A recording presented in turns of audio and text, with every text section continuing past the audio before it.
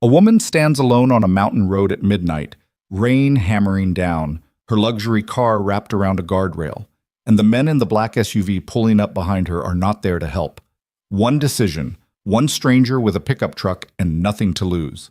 That's all that stands between Sophia Bennett, CEO of a $1 billion empire, and the people inside her own company who want her dead. But what no one saw coming, not the conspirators, not Sophia herself, was that the most dangerous man in this story wasn't the one with money or power. He was a broke single father working a double shift, driving home in the rain, who simply could not make himself keep going. If this story already has you, hit that like button right now and drop a comment telling me what city you're watching from. I want to see how far this story travels. Now, let's go. The rain had been falling for 3 hours by the time Liam Walker finally clocked out. It wasn't the kind of rain that made people poetic. No soft patter on windowsills, no romantic atmosphere. It was the kind that found every gap in your collar, that soaked through the seams of a jacket that cost $42 6 years ago and had never been properly waterproof since. The parking lot behind Kellerman's Auto and Repair sat in a shallow valley off Route 9, and by 10:15 at night, it had become a shallow lake. Liam crossed it in 3 long strides, hit the door of his truck with his shoulder because the handle stuck in the cold, and dropped into the driver's seat with the particular exhaustion of a man who had been running on 4 hours of sleep and vending machine coffee since 6 that morning. He sat for a second, just a second, his hands on the wheel, his forehead almost touching it. He'd started the day at the garage, 6 to 2, changing oil and doing a brake job on a minivan whose owner had complained about the price twice and tipped nothing. Then he'd crossed town to his second shift at the fulfillment warehouse off Industrial Parkway, where he'd spent 6 hours pulling orders off shelves and loading them onto pallets under fluorescent lights that flickered on the south end and gave him a headache by hour 3. The warehouse supervisor, a guy named Paulson, who wore his lanyard like it was a medal, had docked him 15 minutes because he'd taken too long in the bathroom. Liam hadn't argued. He never argued anymore about small things. He'd learned the hard way which hills were worth dying on, and a 15-minute dock wasn't one of them. He started the truck. The heater groaned to life and blew cold air for 30 seconds before it got warm, which was its way of reminding him that the blower motor was going. He'd been putting off fixing it because fixing it on your own truck, even when you're a mechanic, felt like the cobbler's children with no shoes.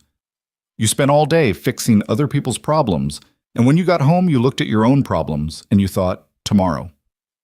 He pulled out of the lot and headed toward Mountain Route 7, because 7 was faster than the highway at this hour, even with the curves, and because he wanted to get home. He wanted to get home because Marisol was waiting, and the thought of Marisol, 6 years old, gap-toothed, currently obsessed with dinosaurs, and also with a cartoon about a girl who builds robots, was the only thing that had been pulling him forward since 2 o'clock that afternoon when everything started to feel like drowning. His neighbor, Mrs. Calloway, had the night shift at the hospital and had agreed to stay with Mari until 10:30. It was 10:17 now. He'd make it. He was thinking about whether they had enough cereal for tomorrow morning. He was almost certain they did not, when his headlights caught the shape on the road ahead. He saw the guardrail first. The section of it that had been caved in, the metal bent outward in a wide crumple that meant something heavy had hit it hard. Then he saw the car. A silver Porsche Cayenne, current model year from the shape of it, nose pressed against the hillside rock face on the right, rear end partially blocking the lane. Steam or smoke rising from under the hood, he couldn't tell which in the rain. No hazard lights. He pulled over 20 yards back and left his own hazards on, got out into the rain. The road was dark. This stretch of Route 7 didn't have streetlights, and he moved with his phone out, flashlight on, sweeping the beam as he approached the car. He was thinking about the protocol. Check for injury, call 911, set up warning if he had flares. He had 1 flare left in the truck bed under the tarp. He'd used the other 2 6 months ago on the Brennan kid's busted axle on the interstate. He reached the passenger side of the Porsche and shone his light through the window. She was in the driver's seat, alive, conscious, not visibly bleeding. Late 20s or early 30s, dark hair plastered wet against her face, both hands braced on the steering wheel like she was still in the moment of impact. She flinched at the light and turned toward him, and even through the rain-streaked glass he could see the expression on her face, Not the dazed, shocked look of someone who'd lost control on a wet curve. Her eyes were sharp, alert. And she was afraid, but it wasn't the kind of fear that comes from hitting a guardrail. It was a different kind, the kind that's about something that hasn't happened yet. He knocked on the glass. "Hey, you okay?" She stared at him. I'm not going to hurt you." He held up his phone, kept his voice level. "I can call 911. You hurt anywhere?" She looked at him for another 2 seconds like she was doing some kind of calculation, and then she rolled the window down an inch, just an inch. "Do you have a car?" she said. "Yeah, right back there with the hazards." "I need you to drive me away from here." Her voice was measured, careful, the words precise in a way that wasn't panic. "Right now, before you call anyone." "Ma'am, if you're injured." "I'm not injured." She looked in the rearview mirror, then looked at him. "Please. I'll explain everything, I promise I will, but I need you to drive me away from this road right now. There are people coming." Liam stood in the rain and looked at her for a moment. He was not a person who generally made fast decisions based on gut feeling, or maybe more accurately, he'd had enough bad things happen to him that he'd gotten careful. He'd learned that things that looked straightforward often weren't, and things that felt urgent often turned out to be someone else's problem dressed up as an emergency. But she wasn't hysterical. She wasn't performing. Her voice had the quality of someone who was frightened and disciplined about it at the same time. And the fear itself struck him as real in a way that was hard to fake at 10:17 on a dark mountain road with no one watching. He said, "Can you walk?" "Yes." "Then come on." She was out of the car in 10 seconds. She grabbed a leather bag from the passenger seat, the kind that probably cost more than his monthly rent, and she moved fast, no wobbling, no hesitation. He noticed she was wearing dress pants and low heels and a blazer that was already soaked through, and she didn't complain about any of it. They got into his truck. He pulled back onto the road and kept his speed steady, not fast enough to fishtail on the wet curves, not slow enough to be passed. She sat in the passenger seat with her bag in her lap, her hands on top of it, watching the side mirror. Neither of them said anything for about 90 seconds. Then, from behind them on the road, headlights appeared. One set, moving faster than the conditions warranted. The woman, he didn't know her name yet, went very still. Liam watched the mirror. The lights were gaining, coming fast around the last curve. "That them?" he asked. "I don't know for certain." A pause. "Probably." He thought about that for a second. Then he turned off his hazards, killed his running lights for exactly 4 seconds while he made the next curve, and when he came out of it, he was on a stretch he knew well. He'd driven this road 1,000 times, and there was a fire road on the left, unmarked, used mostly by forestry vehicles in the summer. He'd pulled off on it once before, 3 years ago, when Mari had fallen asleep in the back seat, and he hadn't been ready to go home yet. Hadn't been ready to go inside the house that still smelled like Claire.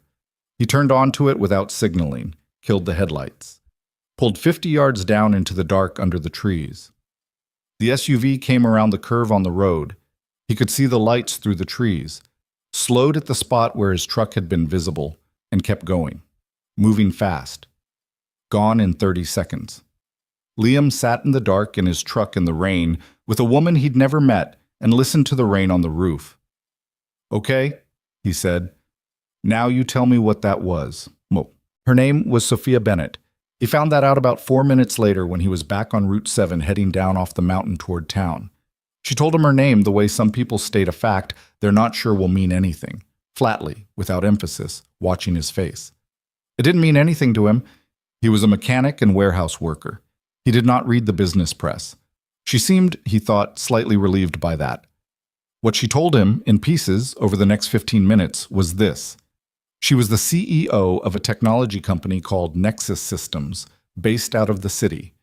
The company had a valuation she named, and he didn't fully process. It was just a number with a lot of zeros.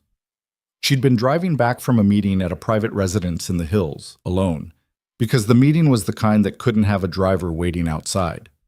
On the way down the mountain, someone had forced her off the road. Not run her off accidentally, forced her, deliberately.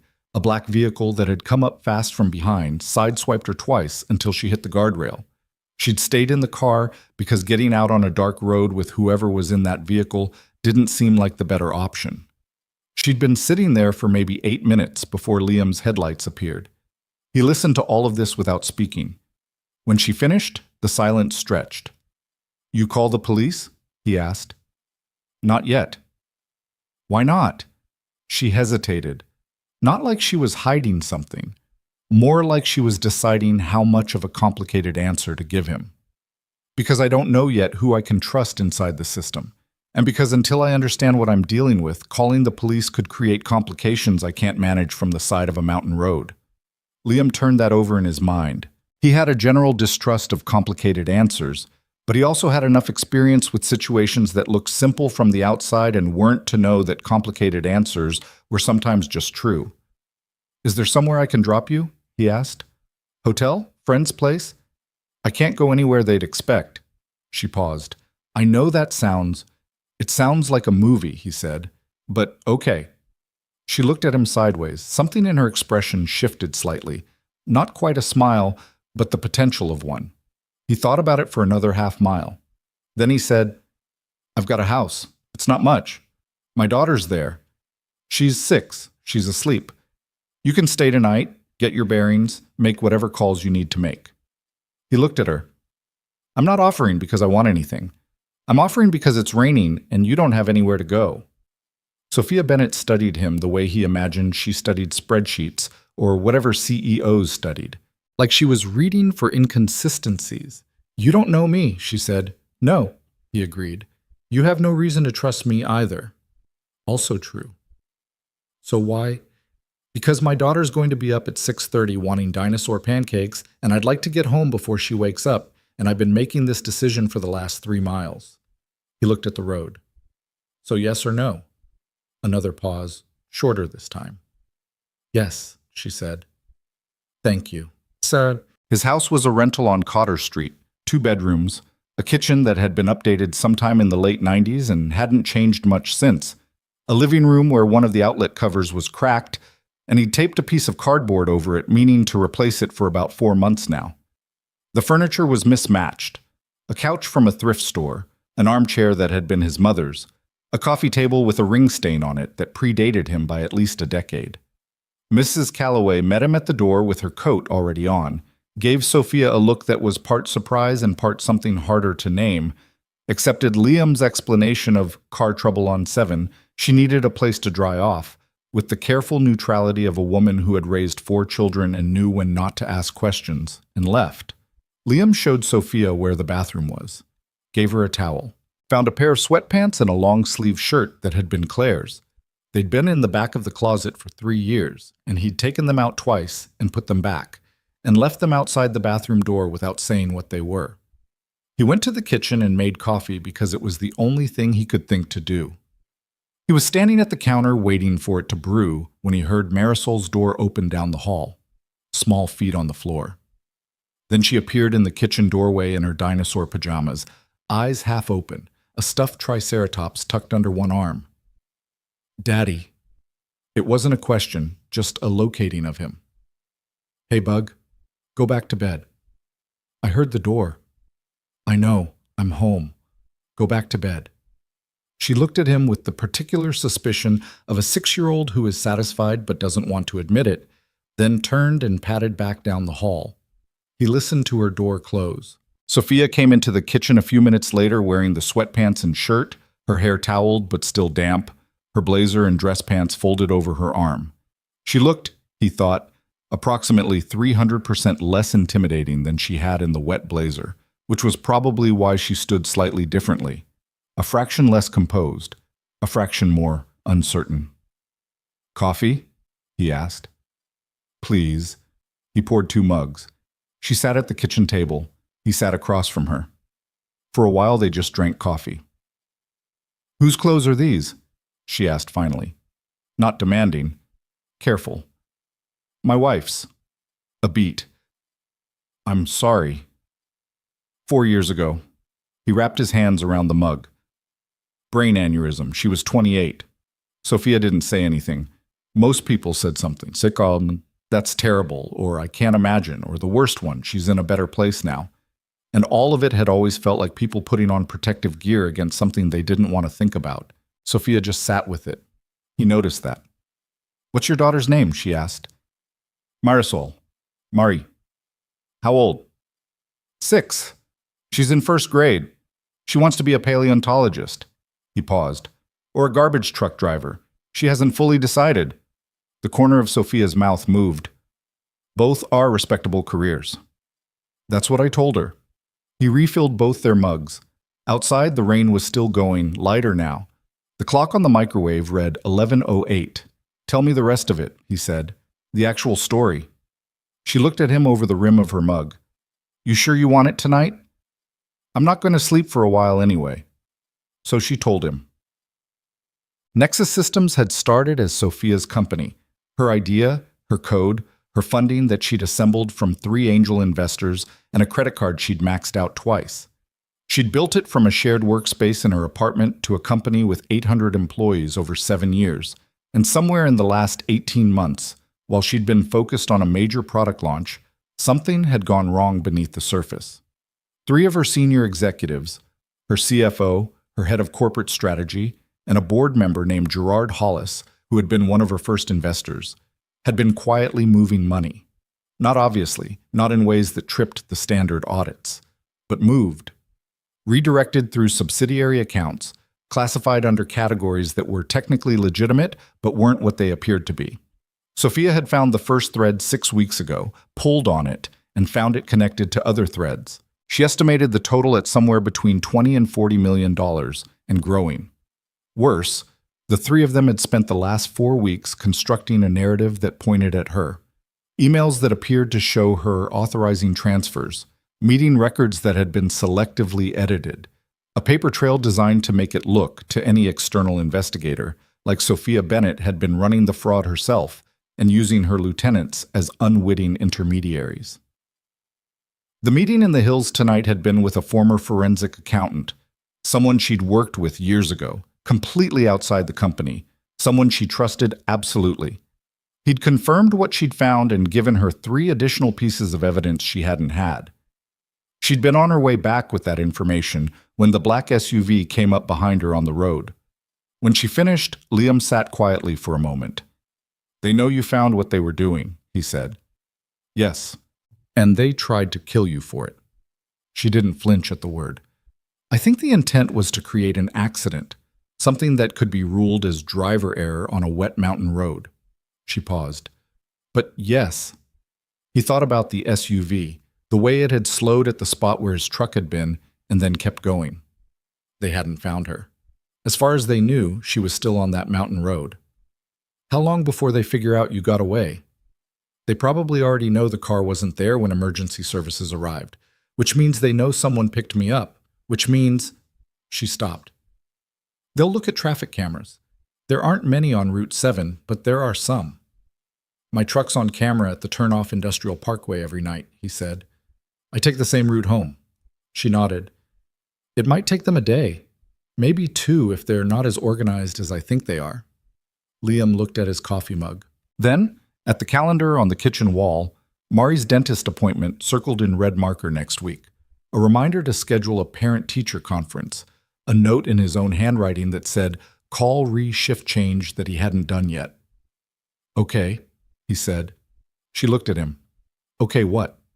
"Okay, you can stay until you've got a plan, a real one." He stood up, took his mug to the sink. "Guest rules. Mari wakes up at 6:30. She'll want to know who you are. Don't lie to her. She'll know and she'll be offended. You can tell her you're a friend who had car trouble, which is technically true." He turned around. "There's a lock on the bathroom door. The guest room is the office with the pull-out couch. It's not great, but it doesn't squeak.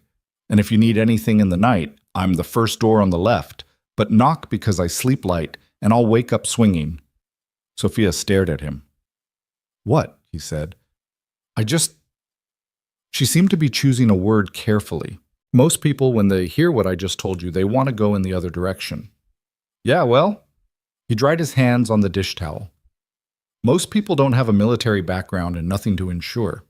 He saw her register that and file it. "Get some sleep," he said. "We'll figure out the rest in the morning."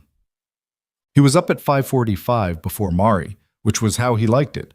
He made actual breakfast, scrambled eggs and toast, because Sophia was there, and he found he couldn't just eat cereal standing over the sink the way he usually did with a guest in the house.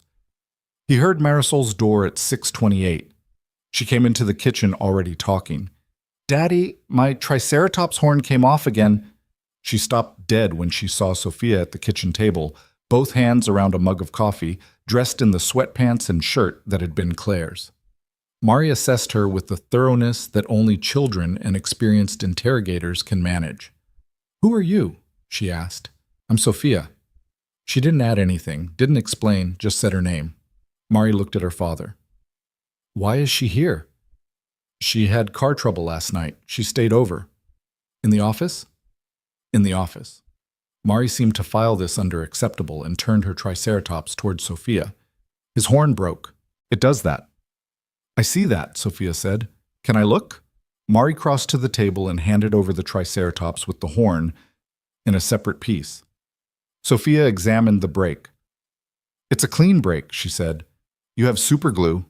"Under the sink," Liam said. What happened next was not something he would have predicted. Sophia Bennett, CEO, billion-dollar company, forensic accountant contacts, enemies powerful enough to run a car off a mountain road, spent 12 minutes at his kitchen table fixing a stuffed triceratops's horn with super glue, while Marisol explained the dietary habits of ceratopsian dinosaurs in exhaustive detail. Liam stood at the stove and made eggs, and tried not to look at either of them too much. The next 3 days were strange in a way that was hard to categorize. Sophia worked. She had her phone. It had survived the crash, and her laptop was in her bag, and she sat up at the kitchen table each morning with coffee and the focused, contained quality of someone who had learned to function inside chaos. She made calls in a low voice in the office with the door closed. She typed. She took notes on a yellow legal pad that she kept face down when she wasn't writing on it. Liam went to work both shifts on day 2 and left her with his spare key and a note that said, "Don't answer the door. Mari's at school till 3:15. Mrs. Calloway has the number if you need anything, but I'd say call me first." She texted him at 9 a.m. "I found something, not good, tell you tonight." He texted back, "Okay," and went back under a Civic with a clutch problem. She texted again at 2:15. "Your neighbor brought soup?" He replied, "Yeah, she does that. Take it." 3 minutes later, she asked me 4 questions about my intentions. He almost smiled at that under the car. He texted, "She does that too." That evening, she showed him what she'd found. She'd been working her way through a secondary set of financial records that her forensic accountant contact had sent over, and what she'd found was worse than the original picture. The 20 to 40 million estimate was wrong. It was closer to 63, and the timeline went back further than she'd thought. Not 18 months, but nearly 3 years. Gerard Hollis, the board member, hadn't just been a passive participant. He'd been the architect. The CFO and head of strategy had been following his direction, and they'd used that time to build something that would be almost impossible to untangle without the specific documents she had. "The shareholders' meeting is in 12 days, she said. "What happens at the shareholders' meeting?" "Hollis has been building toward a vote of no confidence." She spread the documents across the kitchen table. "He has enough support to force one, and with the trail they've built pointing at me, the board will have no choice but to suspend me pending investigation. Once I'm suspended, I lose access to everything: records, communications, legal counsel approved by the company. And by the time the investigation is complete, whatever they've left of the company won't be worth saving." Liam studied the papers. He wasn't a financial expert, not even close, but he could read a number and follow a logic. And the logic here was clear enough. A long and patient plan, the kind that required real patience and real contempt for everyone around you. "You have enough to counter it?" he asked. "I have enough to destroy them," she said, and there was no satisfaction in her voice when she said it, just a kind of flat certainty. "If I can get it in front of the right people before the meeting." Who are the right people?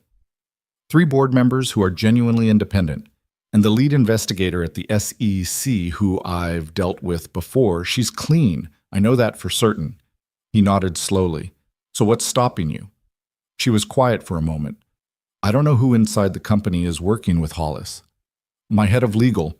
I need him to file an emergency injunction, but if he's compromised, the moment I contact him, I might as well have called Hollis directly. She tapped the legal pad. I've been going through everyone in the executive structure trying to narrow it down. Anyone you're certain about? She thought. My PA, Dana Chen. She's been with me since year 2. She's not involved. A pause. Marcus Webb, head of operations. I'd stake significant money on him. Those 2 are your team, Liam said. That's where you start. She looked at him. You make it sound simple? It's not. But you've been sitting here for 2 days trying to figure out who isn't on your side. Start with who is. She held his gaze for a moment. Then she looked back at the papers. You're right, she said, in the tone of someone who didn't say that very often. On the 3rd day, things shifted. Liam got home from the garage at 2:30. They'd closed early because of a burst pipe and found a black SUV parked on the street 3 houses down from his. It might have been nothing. People parked on Cotter Street all the time, but the SUV hadn't been there when he'd left that morning, and the windows were tinted past the legal limit for this state, and it was backed into the spot in a way that had the nose pointed at his house. He didn't stop. Drove past, went around the block, called Mrs. Calloway from the side street. Is Mari home? She got off the bus 20 minutes ago. She's here watching her show. Can you keep her there? Don't bring her home until I call you. Liam, please, Mrs. C. I'll explain later. He parked 2 streets over and came back on foot through the alley. Came in through the back, through the gate he usually kept locked, but hadn't that morning. Knocked twice on the back door with the specific knock he'd started doing when Sophia had been there a day. Because he'd told her, don't open the back door for anything you don't expect. She opened it. He came inside fast, didn't turn on any lights. Black SUV, 3 houses down, he said. Backed in. She absorbed that without visible panic. Windows tinted? Yes. She picked up her phone, typed something, waited. Then, plate comes back registered to a leasing company in Stamford, which is one of Hollis's firms. You can just know that? I have resources. She put the phone down. They found us. Yeah. I need to move. I can go to... You're not going anywhere right now, he said. If they're watching the front, they might have the back too. Give it an hour. I'll check. He was in the kitchen, looking out through the window at the alley, when his phone buzzed. Number he didn't recognize. He answered. Mr. Walker. The voice on the other end was male, unhurried, with the particular quality of someone who was accustomed to getting what he asked for. My name isn't important. I think you've gotten yourself tangled up in something that has nothing to do with you. Liam's jaw tightened. He kept his voice neutral. Is that right? The woman's staying with you. She's not who she's presented herself as. She's being investigated for serious financial crimes. You've been housing a fugitive, which could create significant problems for you. A pause.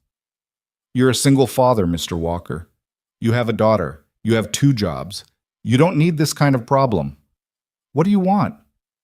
Tell us where you are. Let us come in and speak with Ms. Bennett. We're not interested in you. You're an innocent party. This can all be over very cleanly. Liam looked at Sophia, who was watching him from across the kitchen. He hadn't put the call on speaker, but she could read enough from his expression. I appreciate the call, Liam said. I'll give it some thought. He hung up. They know my name, he said. I know. She was very still. Liam, don't. He set the phone on the counter. Don't apologize, just think. She thought. Then she said, There's a hotel off the I-95 interchange, cash only, older property. I stayed there once during a security audit when we needed to go dark for a weekend. They don't ask for ID if you come in after midnight. We can't go out the front. The alley? I need to check it first. He moved through the house to Mari's room because even though Mari wasn't here, he wanted to look at it. The dinosaur posters and the drawings she'd made of her family that included a dog they didn't have, the pile of books she couldn't read yet but arranged on her shelf by color. He stood there for about 5 seconds. Then he went to check the alley. The alley was clear. They left at 4:15, on foot, Liam's truck staying in the driveway as a misdirect. He carried his phone and his keys in a canvas bag with the documents Sophia had been compiling, because losing those was not an option. She carried her bag. They went 4 blocks east before he called a rideshare from a number he borrowed from a kid at the convenience store. Not his own phone, not Sophia's, and they sat in the back of a Camry driven by a man named David, who asked them no questions and dropped them at the hotel 20 minutes later. The room had 2 queen beds, a heater that worked, and a bathroom whose sink faucet ran slightly warm on the cold setting, which was fine. There were worse things. Sophia sat on the edge of one bed with the legal pad and her laptop and didn't say much. Liam sat in the chair by the window and called Mrs. Calloway and told her he'd explain everything tomorrow, that Mari could sleep over if it was all right, that he was sorry, and he owed her significantly. "You don't owe me a thing," Mrs. Calloway said, in a tone that meant he owed her a lot, but she wasn't going to discuss it. He sat in the chair after he hung up and watched the rain, which had started again, lighter now, more of a mist than a real rain. Sophia said, from the bed, "You're angry?" "A little. At me. At the situation." He looked at her. "And maybe a little at you, but mostly at the situation." She nodded. No defensiveness, no apology performance, just an acknowledgement. "My daughter's sleeping at the neighbor's house because somebody ran you off a mountain road," he said. Yeah, I'm a little angry." "You could still walk away from this," she said. "I've been thinking about that. You could go back, get Marisol, just go somewhere for a week or 2 until it's over one way or another. And if it goes the other way?" "What do you mean?" "If you lose, if they win, then what?" She was quiet. "Then they know my name and my face and my address," he said. "There's no walking away from that anymore." She looked at her hands on the laptop. "I'm sorry, you're right, I shouldn't have—" "You didn't do anything wrong," he said, surprising himself slightly with the honesty of it. "You were on a mountain road in the rain, and I stopped. That's it." He exhaled. "I just needed to say it. The anger part. Now it's said." She looked up at him. "Thank you," she said. "Not for the hotel room or the food or the help with the documents. Just thank you for all of it." He understood that. "Get some sleep," he said. "You've got calls to make tomorrow." He turned back to the window. The mist was settling on the parking lot lights, turning them into soft halos. 3 days ago, he'd been worrying about whether they had enough cereal. He sat with that for a while. He didn't have a plan yet. He had a woman in the room behind him with $63 million worth of stolen money and a paper trail, and 12 days before a meeting that could end her company. And he had a daughter at his neighbor's house wearing dinosaur pajamas. And somewhere out there was a man named Hollis, who had called him a bystander and expected him to fold. Liam Walker had made the mistake, in his life, of underestimating exactly one person. That person had been himself. He wasn't going to make the same mistake about Hollis. He'd figure out the plan in the morning. He made the calls in the morning, not Sophia, Liam. While she was in the bathroom with the shower running and the fan going, he sat in the chair by the window with the yellow legal pad on his knee and went through the documents she'd compiled the night before. He wasn't a lawyer or an accountant. He was a man who had spent 6 years fixing broken things and who understood, at a mechanical level, that the same principle applied to almost everything. Find the part that's failed, understand why it failed, and work backward from there until you know what has to be replaced. What had failed here was trust. And the reason it had failed was because Gerard Hollis had understood, 3 years ago, that trust was the only thing standing between him and $63 million. Sophia came out of the bathroom with her hair damp and the hotel's thin robe over her shoulders and found him reading. "You were up early," she said. "Didn't really sleep." He held up the legal pad. "I want to go over the web thing again. You said you'd stake significant money on him." "Marcus?" "Yes." "Why?" She sat on the edge of the bed, thought about it genuinely, which he appreciated. She didn't just reassert it, she actually interrogated her own certainty. He pushed back against Hollis publicly in the Q3 review meeting 6 months ago. Hollis wanted to restructure the operations division in a way that would have created a reporting gap. Marcus flagged it, got it reversed, in front of the whole executive team. She paused.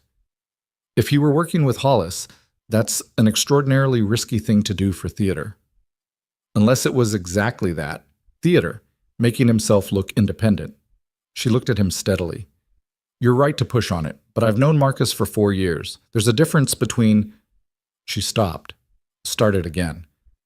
There's a kind of competence that genuine people have that's different from the competence of people who are performing. It's hard to articulate. No, I get it, he said. I know the difference. I just needed to hear you say you'd thought it through. She pulled her hair back with a band from her wrist. You do that. Do what? Test whether someone's just saying something or whether they actually know it. She wasn't critical about it, just observational. You did it to me that first night in the truck. The guardrail question. He hadn't thought of it as a test. He'd just asked what felt like the natural next question, but she wasn't wrong that he was reading her when she answered it. Occupational habit, he said. From the military? From being a single parent. He set the legal pad down. When your kid asks you something, you can always tell if you're reciting or if you actually know the answer. They can tell too. You learn to know the difference in yourself. Sophia was quiet for a moment. Outside, a truck rumbled through the parking lot and the heater clicked and pushed warm air through the vent near the floor. Call Marcus, he said, not on your regular phone. Get a burner. There's a gas station 2 blocks east. I passed it when we came in. Prepaid cards, cash. He won't recognize an unknown number. Then text him something only the two of you would know, something from that Q3 meeting. Make him come to you. She thought about it, nodded once. I'll go get the card, he said. He pulled on his jacket and went out into the morning. The air was cold and clear after the rain, the kind of clarity that only comes after a storm when everything looks slightly sharper than it should. He walked the 2 blocks to the gas station with his hands in his pockets and his eyes moving, a habit that had never fully left him from the 18 months he'd spent in Kandahar at 23, where situational awareness was either instinct or it was a headstone. He didn't think he was being followed. He didn't see the Stamford Leasing Company SUV or any vehicle that parked and killed its engine when he stopped. He bought 2 prepaid cards, a coffee he didn't need, and a pack of gum for Marisol that he shoved in his jacket pocket without thinking about it, which made him stop for half a second in the gas station doorway. He pulled out his phone and called Mrs. Calloway. She's fine, Mrs. Calloway said before he finished saying good morning. She had oatmeal, she's watching her show, and she told me this morning that garbage trucks are actually more important than paleontology because someone has to take care of things after they're broken. I told her that was very wise. I need a couple more days, he said. I know that's Liam. Her voice was the same tone she used with her adult children when they were working up to an unnecessary apology. 2 more days. Go do what you need to do. He stood on the sidewalk outside the gas station and breathed through his nose for a moment. The coffee was hot through the paper cup. He went back to the hotel. Sophia made contact with Marcus Webb at 11:47 that morning. She'd sent him a text from the prepaid phone referencing a specific number, a line item from the Q3 review that Hollis had tried to reclassify. That would mean nothing to anyone who hadn't been in that meeting. Marcus called back in 4 minutes. Liam sat in the chair and listened to her half of the conversation. He watched her face. She started carefully, the way a person does when they're testing ice. Short sentences, measured responses, not committing to anything until she got a reading. Then something changed in her posture. Her shoulders moved slightly, released some tension she'd been carrying for days. Not all of it, but some. She talked for 22 minutes. When she hung up, she held the phone in both hands and looked at the wall. He already knew, she said. Not everything, but he'd noticed the same anomalies I found 6 weeks ago. He'd been documenting quietly, on his own, waiting until he had enough to bring to me directly. She paused. He didn't know I was already onto it. He was protecting you, Liam said. He was trying to. She set the phone down. He has 4 additional records I didn't have. One of them is a direct communication between Hollis and the CFO. Names, amounts, specific account numbers. From 14 months ago. She looked at him. That's not circumstantial. That's criminal. How soon can he get it to you? He wants to meet in person. He's worried about digital transfer. He's right to be.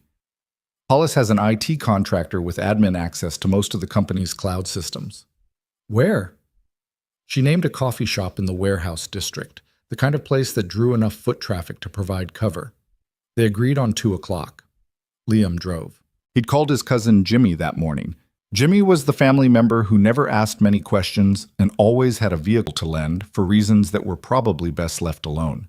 And Jimmy had dropped a 10-year-old Civic at the hotel parking lot with a text that said, "Keys under the mat, don't scratch it, and nothing else." Liam appreciated that about Jimmy. The coffee shop had mismatched furniture and exposed brick and the particular atmosphere of a place that had been exactly the same for 20 years and wasn't planning to change. Marcus Webb arrived at 2:03, wearing a dark coat and the expression of a man who was carrying something heavy and had been for a while. He was 51, compact, with the kind of gray at his temples that came from stress rather than age. He shook Liam's hand when Sophia introduced them without asking who he was, which told Liam something about his character. He'd assessed quickly and decided the question could wait. They sat in the back corner, away from the windows. Marcus put a thumb drive on the table. "Everything's on there," he said. "I made 3 copies, one with my personal attorney, one with my sister in Phoenix, one with you." He pushed it toward Sophia. "The direct communication is the anchor, but there's also a set of board meeting minutes from 8 months ago that were officially recorded as a vote on expansion strategy. That vote didn't happen. I was in the room. What actually happened was a private briefing by Hollis on the reputational strategy. That's what he called it. The framing for how they'd position your removal as necessary governance." Sophia was very still. "He ran that in a board meeting. Partial board. 3 members present, all aligned with him. The independent members weren't notified of the meeting. Officially, it was a calendar conflict. They were all at a conference in Chicago, which Hollis had organized." Marcus wrapped his hands around his coffee cup. "I was there because I'd been invited to present on operations improvements, and I didn't realize what I was walking into until I was already in the room. I left after 20 minutes. I told Hollis I had a conflict." He paused. "He didn't try to stop me, which told me he wasn't worried about me." "He miscalculated," Liam said. Marcus looked at him properly for the first time. "Yes," he said. "He did." There was a silence. A barista called out an order at the front of the shop. The door opened and a woman in a yellow coat came in, and Liam clocked her. Just a woman in a yellow coat, nothing else, and settled back. "The shareholders' meeting," Sophia said. 11 days. "He's been counting on the fact that you wouldn't have enough time to mount a defense through official channels," Marcus said. "Emergency injunctions take time. Even with the SEC, getting an investigator up to speed and willing to intervene in an active board proceeding—" "I have a contact," Sophia said.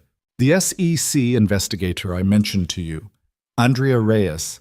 I've worked with her before on a compliance review. She knows the company. Can she move fast enough? I need to give her everything at once, not piece by piece."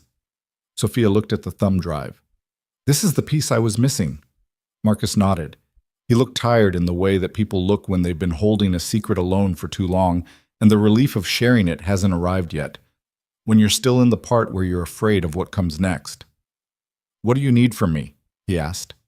"Stay dark," Sophia said. "Don't change your routine. Don't make any unusual contacts. Don't do anything that signals you've met with me. I need Hollis to believe he still has the timeline he planned. He'll know something's wrong when the injunction files. By then it won't matter what he knows." She picked up the thumb drive and closed her fingers around it. 10 days, Marcus. Then it's done." He nodded again, finished his coffee, stood. "One thing," he said, and looked at Liam. "Whoever you are, she made a good choice." He left. Sophia and Liam sat for a moment in the quiet of the coffee shop. "You hungry?" he asked. She blinked. "What?" "We haven't eaten since this morning. I'm hungry. You're probably hungry. There's a diner 2 blocks down." She looked at him with an expression he was beginning to recognize, the slight recalibration she did every time he responded to something serious with something practical. Like she kept expecting him to meet the weight of things with matching gravity, and kept being surprised when he didn't. "Yes," she said, "I'm hungry." The diner had good coffee and bad pie, and they ordered both. Sophia ate the pie with the focused attention of someone who hadn't really tasted food in 4 days, which was probably close to accurate. Tell me about before, Liam said. Before the company. She looked up. Why? Because you've been a CEO in a crisis for 4 days, and I have no idea what you're actually like. She considered that, ate another forkful of pie. I grew up in Westchester. My father was an engineer, my mother taught high school chemistry. We weren't poor, but we weren't comfortable either. There was always a version of the math where things could go wrong. She paused. I was good at computers the way some kids are good at math. Not because it was interesting, just because it was obvious, the logic of it. She set down the fork. I left home at 18, went to state school on a partial scholarship, built the first version of Nexus in my apartment in my junior year, dropped out senior year to run it. Your parents? My father thought I was making a mistake. My mother thought he was wrong. A small pause. She was right. He came around about 3 years in when the Series B closed. She drank her coffee. He still calls to tell me what I should have done differently on the last quarter, even now. Liam smiled slightly at that. What? She said. Nothing. Just, that's a very human detail. She studied him across the table. You do that thing where you're watching for people to be ordinary. I do, he said. It's a better baseline than the other direction. She looked at her coffee. What about you? Before? He thought about how to answer that. I grew up about 40 miles from here, outside of town. My dad worked the rail yards, my mom worked retail. I was going to go to college. I had decent grades, good enough anyway. But my second year of high school, my dad had a back injury and couldn't work, and the math changed. He shrugged. I enlisted at 18, 2 deployments. Came back, used the GI Bill for vocational training. Mechanics made more practical sense than a 4-year degree for what I owed. He turned his coffee cup. I met Claire at 24, and she was a teacher. We had Mari at 26. He stopped. Sophia waited. When she died, he said, I had a 4-year-old and a mortgage and 1 job. That was the situation. So I got a second job. He said it without performance, the way people say true things about hard periods when enough time has passed, that the shape of it is just a fact rather than a wound. Sophia didn't say anything for a moment. You never thought about selling the house? Moving somewhere cheaper? Claire picked the house, he said simply. She absorbed that, didn't press. They sat for a while after that in the comfortable silence of 2 people who had told each other something true, which is a different kind of silence than the kind you fill. He paid the check. She reached for it, and he beat her to it, and she let him, which surprised him faintly. He'd expected an argument. Next one's mine, she said. Okay. They drove back to the hotel in the early afternoon light, the Civic moving easily through light traffic, and Liam was thinking about the thumb drive and the 11 days and what needed to happen in what order when his phone buzzed. Unknown number. Not the same one as before. He answered it anyway, because not answering unknown numbers when people were trying to find you was how you got ambushed by the thing you didn't see coming. Mr. Walker? A different voice this time. Female, professional, the clipped cadence of someone who was reading from a script only in the loosest sense. This is a courtesy call. You have 24 hours to return Ms. Bennett to the situation she's agreed to participate in. After that, the terms become less favorable for everyone involved. What does that mean, the terms become less favorable? It means that people who are peripherally involved sometimes become more centrally involved in ways they didn't anticipate. He kept his voice even. Is that a threat? It's information. A pause. Your daughter attends Crestview Elementary, 1st grade. She rides the number 14 bus. Liam's hand tightened on the steering wheel, just slightly. Sophia in the passenger seat looked at his face and said nothing. I heard you, he said. 24 hours, the voice said, and the call ended. He drove for about 30 seconds without speaking. Sophia didn't ask. She was watching him with the focused attention of someone who had learned that waiting was often better than prompting. They know where Mari goes to school, he said. The air in the car changed. Liam, I need to think for a minute. He pulled into a strip mall parking lot and stopped the car, sat with his hands on the wheel and his eyes forward. He had spent significant energy in the last 4 days making sure his anger didn't make his decisions for him. He'd been careful. He'd asked the right questions and waited for the right answers. And he'd moved Sophia out of the house and gotten Mari to safety before anything happened. And he'd done all of it with the kind of controlled patience that he'd learned was the difference between good outcomes and disasters. The call had been designed to break that. He knew that. Using Mari's name, her school, the bus number, it was a precision instrument aimed at exactly the part of him that was not controlled and not patient. Every parent had that part. The part that had no strategy and no containment. He was aware of it. He sat with it. "They won't touch her," Sophia said quietly. "You don't know that." "No, I don't." She met his eyes when he turned to look at her. "But they need leverage. She's only leverage if she's not hurt. The moment anything happens to a 6-year-old, the entire story changes. They lose the ability to frame me, they lose the board's sympathy, they lose everything they've spent 3 years building." She paused. "They're afraid, Liam. This call is what afraid sounds like when it's wearing a suit." He held her gaze. She wasn't saying it to comfort him. She was saying it because she'd thought it through, which was how she said most things.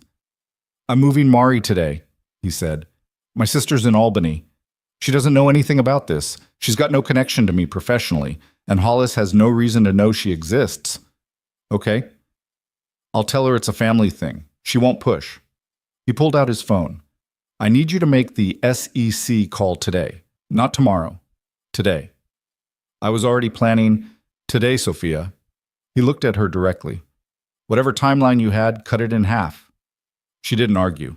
He called his sister Rachel while Sophia pulled out the prepaid phone. Rachel answered on the second ring, and he told her he needed a favor, the kind he didn't explain over the phone, and could she take Mari for maybe a week starting today. Rachel said yes. She said it with the particular quickness of a sibling who has learned to read certain tones, and asked only if everyone was physically safe. And he said yes, and she said she'd get a room ready. He texted Mrs. Calloway. "Rachel is coming to pick up Mari this afternoon. She's expecting her. I'll explain everything soon. I'm sorry to keep asking." Mrs. Calloway texted back. "She's already packed. She told me she's going on a dinosaur expedition." He put the phone down. The strip mall parking lot was ordinary and quiet around them. A nail salon, a dry cleaner, a Chinese takeout place with a handwritten special on the door. The whole world going about its Tuesday like the ground wasn't shifting under anyone. "Okay," he said. He put the car in drive. "Let's go." Sophia made the call to Andrea Reyes at the SEC from the hotel room at 4 in the afternoon, while Liam sat by the window and listened and watched the parking lot through the gap in the curtains. He didn't know what he was watching for, exactly. The Stamford SUV again, maybe. Or the particular stillness of a parked vehicle where the driver wasn't really parked, but waiting. He'd learned in Kandahar that the difference between a roadside and a roadside bomb was often just the quality of attention you brought to an ordinary-looking moment. The call lasted 40 minutes. When Sophia hung up, she sat on the bed and pressed her hands flat against the bedspread. "She'll review everything tonight," she said. "If the documentation holds, and it will, she can file for emergency intervention before the shareholders' meeting. She has a contact on the exchange who can freeze trading and board actions pending investigation." "How confident are you?" "About the evidence? Completely." She looked at her hands. "About the speed? 70%. What's the 30%? Bureaucratic friction." She said it without bitterness, just as a variable that existed in the world. Emergency processes still have processes. People who are technically empowered to move fast sometimes don't, for reasons that have nothing to do with the facts in front of them. "Then we plan for the 30%, he said. "I know." She was quiet for a moment, then, "How old were you when you were deployed?" The shift in topic caught him slightly. 20, first deployment, 22 for the second. "Were you scared?" He thought about it honestly. "The first time, yes. All the way through. I got decent at not showing it, which isn't the same as not feeling it." He paused. "Second time I was less scared, but I'd seen more, which has its own version of difficulty." "How did you—" She stopped. "Started differently." "What got you through it?" He looked at the ceiling for a moment. "Routine. Stupid, boring routine. You get up, You do the thing in front of you, you don't think about the bigger shape of it unless you have to. The times I got into trouble were the times I started thinking too far ahead. She nodded. He thought she was filing it for herself, applying it. We should eat, he said. You say that a lot. Because it's always true. He stood. There's a Thai place a block over. I looked it up this morning. You looked up the Thai place before you knew any of this was going to happen today? Force of habit. I always scope the food options in a new area. She looked at him with an expression that was somewhere between exasperated and something warmer that she didn't have a full name for yet. Okay, she said. Thai place. They walked the block in the early evening, when the sky was the gray-blue of 4:30 in November and the streetlights were coming on. They walked close enough together that their shoulders occasionally brushed.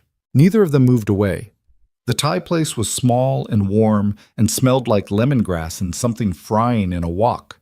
And the woman who seated them spoke to them in the tone of someone who ran her restaurant like she ran her life, with complete authority and no particular interest in your opinion about it.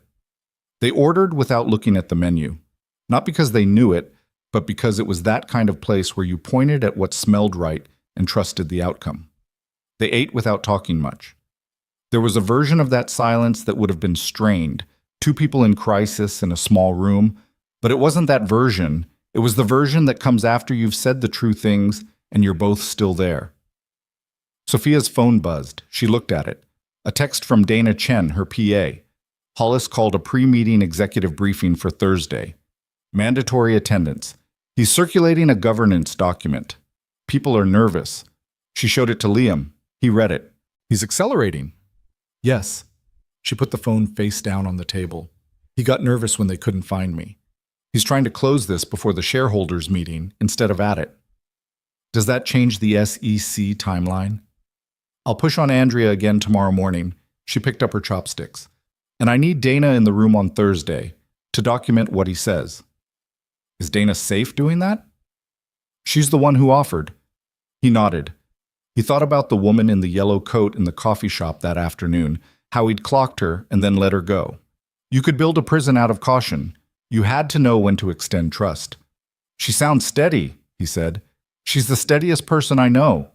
Sophia paused. Which is saying something. He thought she might be including him in that comparison and wasn't sure what to do with it. They walked back to the hotel after dinner. The cold had dropped in the hour they'd been eating, and their breath clouded in the air, and the streetlights were fully up now, bright against the dark. At the door of the hotel room, she stopped. I want to say something, she said, and I want to say it once and not make a thing of it. He waited. I've handled crises before. Funding crises, legal challenges, a data breach 2 years ago that I don't enjoy thinking about. I've handled them alone because that was the structure of my life. I was the one people turned to, so I didn't have someone to turn to myself. She looked at him steadily. I'm not used to having backup, and She stopped, found the word. I'm grateful. In a way I don't think I have good language for. Liam looked at her. There were about 4 responses available to him, and most of them were wrong. Too much, too little, deflective, excessive. He said, You'd have figured it out anyway. She blinked. What? Even without me. You were already working the problem when I found you. You had the forensic accountant. You had the legal pad. You had the plan. He shrugged. I just gave you a kitchen table. She held his gaze for a moment. A kitchen table, she repeated. And the eggs. Don't forget the eggs. She laughed. Just briefly. A real one, caught off guard. The kind that changed the whole shape of her face.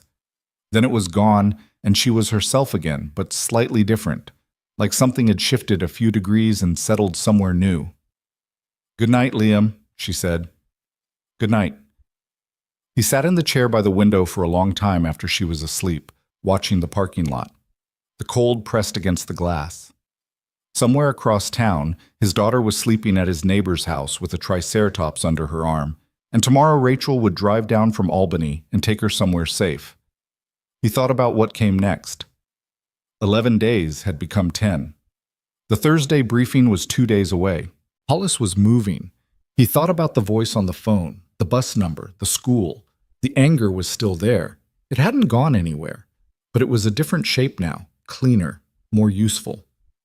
He picked up the yellow legal pad and turned to a fresh page and started writing down everything he knew, in the order it happened and in the order it mattered, which were not the same order. He'd been in situations before where the distance between those two orderings was the difference between the outcome you wanted and the one you couldn't walk back from. He wrote for an hour. When he was done, he looked at what he had, and he thought, this is enough to win. If we do everything right, this is enough. He also knew that doing everything right was the hardest part. He set the pad down and closed his eyes in the chair and didn't sleep exactly, but rested, which, when you were a person who never fully stopped watching, was close enough. Rachel picked up Marisol on Wednesday morning, and Liam stood in Mrs. Calloway's driveway and watched his daughter climb into his sister's back seat with the Triceratops under one arm and a backpack shaped like a stegosaurus on her back. And the last thing Mari said before the door closed was, "Daddy, Aunt Rachel said there's a natural history museum in Albany. Can we go?" "Absolutely," he said. "Can you come?" "Not this trip, next time." She studied him with those eyes that had always been too perceptive for her age, Claire's eyes, the same quality of attention. And then she said, "Okay," in the tone she used when she was accepting something she didn't fully like. And the door closed, and Rachel pulled out of the driveway. Liam stood on the sidewalk until the car turned the corner. Mrs. Calloway appeared beside him with a mug of coffee she hadn't asked if he wanted. "She'll be fine," she said. "I know." "You don't look like you know." "I know it up here." He touched his temple. "It takes a while to get down to the rest of me." Mrs. Calloway handed him the coffee and went inside without another word, which was one of the reasons he'd always liked her. He drank the coffee on the sidewalk and then walked back to where Jimmy's Civic was parked and drove to the hotel. Sophia was already at the table with the laptop open when he came in. She had the focused, contained look she got when she was 3 steps into something and didn't want to lose the thread. "Andrea Reyes called," she said without looking up. "Early. 6:15. Good news?" "The documents hold. She's filing for emergency regulatory review this morning. It creates a mandatory stay on any board action that could materially affect company control pending investigation." She paused. "It's not a full intervention yet, but it means Hollis can't execute a vote of no confidence on Thursday or at the shareholders' meeting without triggering federal scrutiny. That slows him down. It more than slows him down. It changes the shape of what he can do." She looked up. "He was counting on speed. The whole play was designed to move faster than I could respond. The stay removes that." Liam poured himself coffee from the small hotel machine that made coffee slightly worse than the one at his house. "So what does he do now?" She sat back in her chair. This was the question she'd been working on since 6:15. "He has 2 options," she said. "He accepts that it's over and tries to manage his exposure. Best case for him is some kind of negotiated settlement. He and the CFO give back a portion, someone takes a reduced charge. Unlikely. He doesn't have that kind of character." She tapped the pen against the notepad. "Or he escalates. He looks for a way to make the evidence disappear or become inadmissible before the investigation gets traction." "How does he do that?" "The server files. The original financial records are on Nexus company servers. Marcus got copies out, and I have copies, but the originals are still there. If someone with admin access were to alter or delete those files, the copies become harder to validate. It wouldn't destroy the case, but it would slow Andrea down and give Hollis room to contest the authenticity of what we have." She closed the laptop. "I need someone physically in the server room." "Marcus?" "He doesn't have access. Server room is IT only." She turned the pen over in her fingers. "But Dana does. Her PA credentials include physical access to the executive floor server cage. She handles document retrieval for board meetings." "You want Dana to go into the server room?" "I want her to create a verified external backup, timestamp, chain of custody, the works. If she does it today, before Hollis figures out what Andrea filed this morning, we lock the record." He thought about it. "What's the risk to Dana?" Sophia didn't answer immediately, which told him she'd already thought about it and hadn't arrived somewhere comfortable. If Hollis realizes what she's doing while she's doing it, she becomes a target. If he figures it out afterward, after we've already won, it's a different situation. So the timing matters. The timing is everything. He sat down across from her. Call her. She called her. Dana Chen answered on the first ring, which told him she'd been waiting for it. The conversation was short and specific. Sophia didn't explain more than she had to, and Dana didn't ask for more than she needed. What he heard from Sophia's side was, today, before noon. Yes, everything. Timestamp it twice. Then go home and stay home and don't answer any calls from the building until I tell you it's safe. When she hung up, there was a brief silence. She said, okay? Liam asked. She said already on it, which means she'd been thinking about this herself. Sophia set the phone down. She had the same thought I did. She just needed the authorization. He had a moment of something he recognized as profound respect for people who ran toward problems when they could have looked away. It was a particular kind of courage that didn't announce itself. Okay, he said. What's Thursday? Thursday is the executive briefing Hollis called. He's going to circulate the governance document, the one that frames me as the source of the financial irregularities. Even with the regulatory stay, he can still conduct an internal briefing. He just can't act on a vote. She pressed her fingers flat on the table. But if he gets enough of the executive team behind the narrative, he creates internal momentum. The investigation looks like it's targeting a divided company instead of a clean one. That matters to how the board responds. So you need someone in that room. I need several people in that room who know the truth and can push back. She looked at him. Marcus will be there. Dana's going home, so she's out. I have 2 other executives I think are clean. Head of legal, name is Paul Greer, and the VP of marketing, Sandra Coe. I've been hesitant about Greer because of the access concern, but if I'm careful about what I tell him and when, call them both, Liam said. Not together. Separately, today, different times. Don't tell either of them you've talked to the other. She looked at him. If one of them is compromised, he said, and you've called them both, you've only lost one conversation. If you tell them about each other, you've potentially handed Hollis a full picture of your inside team. He paused. Call Greer first because you need him more. Watch how he responds in the first 30 seconds before he has time to think about it. Sophia was very still for a moment. You've done this before. Not corporate, but this. Counterintelligence training, he said. I was never an intelligence officer. But when you're in a forward operating base trying to figure out if your local interpreter is straight with you, you learn certain patterns. She held his gaze. Same principle. Same principle. She called Paul Greer at 9:42. Liam watched her face in the first 30 seconds of the call. What he saw. A slight forward lean, a fractional release of tension in her jaw. Not what you'd expect from someone receiving bad news about their boss. Something closer to relief. The relief of a person who had been worried alone and was no longer alone. 20 minutes later, she hung up. He's been approached, she said. Hollis came to him 3 weeks ago with a redlined version of the governance document and asked him to review it for legal soundness. Greer told him he'd look at it. She paused. He looked at it, and then he didn't respond to Hollis's follow-up. He's been waiting to see which way this fell. Fence-sitter, Liam said. Not as a criticism, as a fact. He has a family, a mortgage. She said it without judgment. He was protecting himself until he could see which side had the better chance of winning. Now he thinks he can see. Can he? I think so. She picked up the phone again. Sandra Coe next. Sandra Coe was cleaner. No approach from Hollis, no governance document, just a growing unease over the last month that she'd attributed to general organizational tension and hadn't known what to do with. She was in without hesitation. By 11 that morning, Sophia had 4 people inside the company who knew the truth and would be in Thursday's briefing.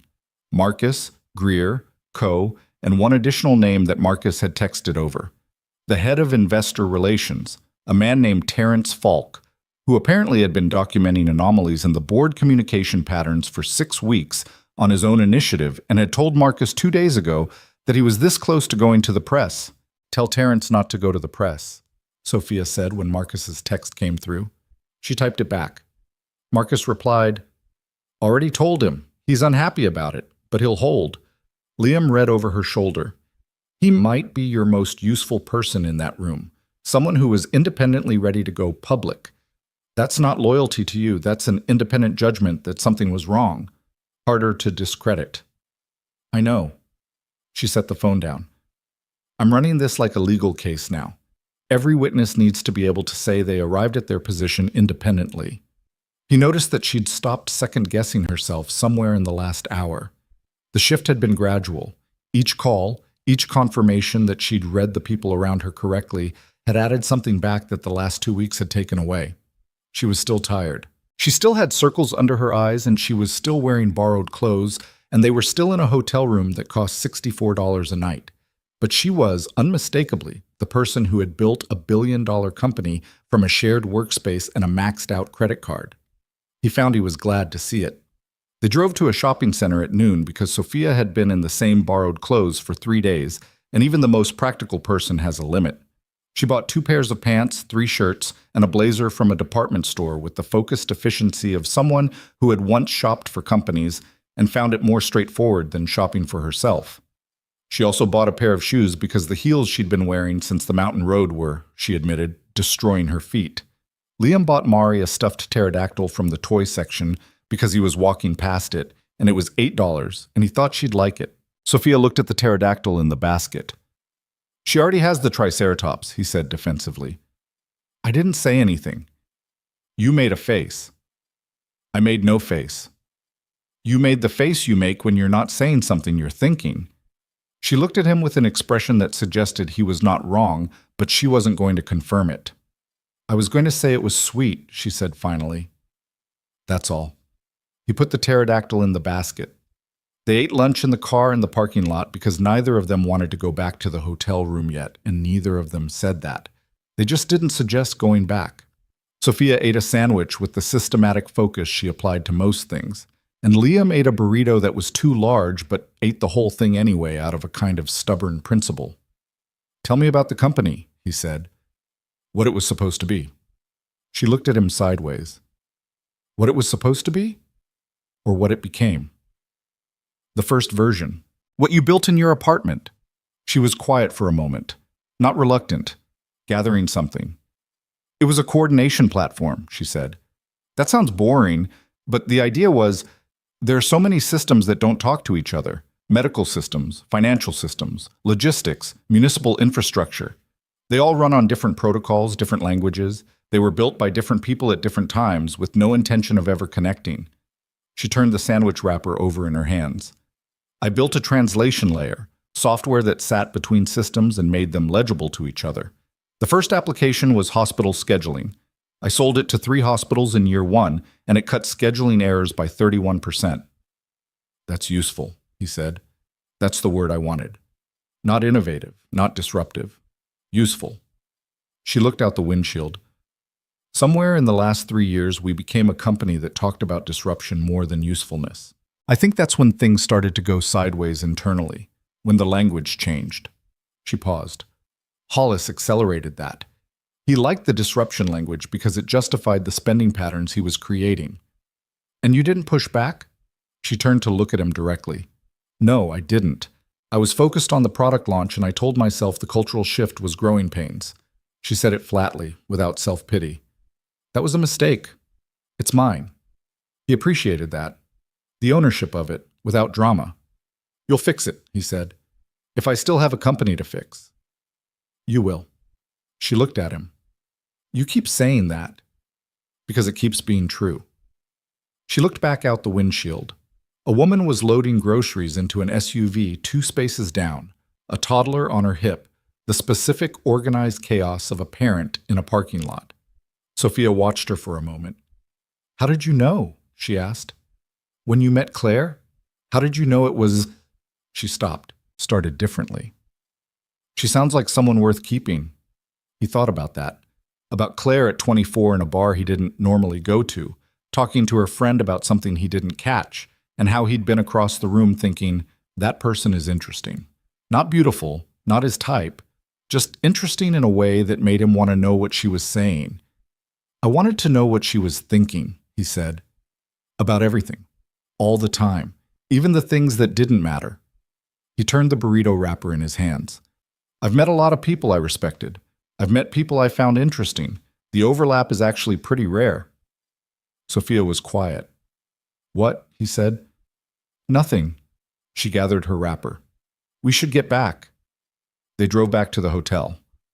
Wednesday afternoon turned into Wednesday evening. Sophia was on calls, most of it. Andrea Reyes twice more, Marcus once. A brief and careful conversation with a board member named Elaine Park, who was one of the 3 independent members Marcus had flagged as clean, and who received the summary of what Sophia had with the precise, controlled fury of a 70-year-old woman who had spent 4 decades in business and had very limited patience for men who stole things. She's going to be a problem for Hollis, Sophia said after she hung up. Good problem or bad problem? Good for us. A pause. She wants to attend Thursday's briefing. Observers are technically permitted under the governance structure, and Hollis can't exclude a board member without cause. He'll know something's shifted. Yes. But by then the regulatory stay is filed and public. He already knows the ground is moved. Elaine being there just tells him the board isn't monolithic behind him, which he may not have fully believed until now. Liam looked at the window. It was dark outside, the parking lot lit in orange-yellow, a few cars moving through. He's going to do something, Liam said. Tonight or tomorrow morning, before the briefing. Sophia looked at him. He's been running this for 3 years, Liam said. Patient, careful, long timeline. And now in 48 hours everything has shifted. The regulatory filing, the board member, his inside people getting quiet on him. He's going to feel it.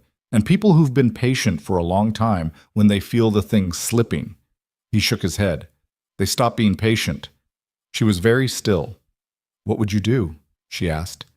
In his position. He thought about it without flinching from the answer. I'd go for the thing that makes the evidence complicated. Not destroying it. Too obvious. Too easily traced. I'd go for the people.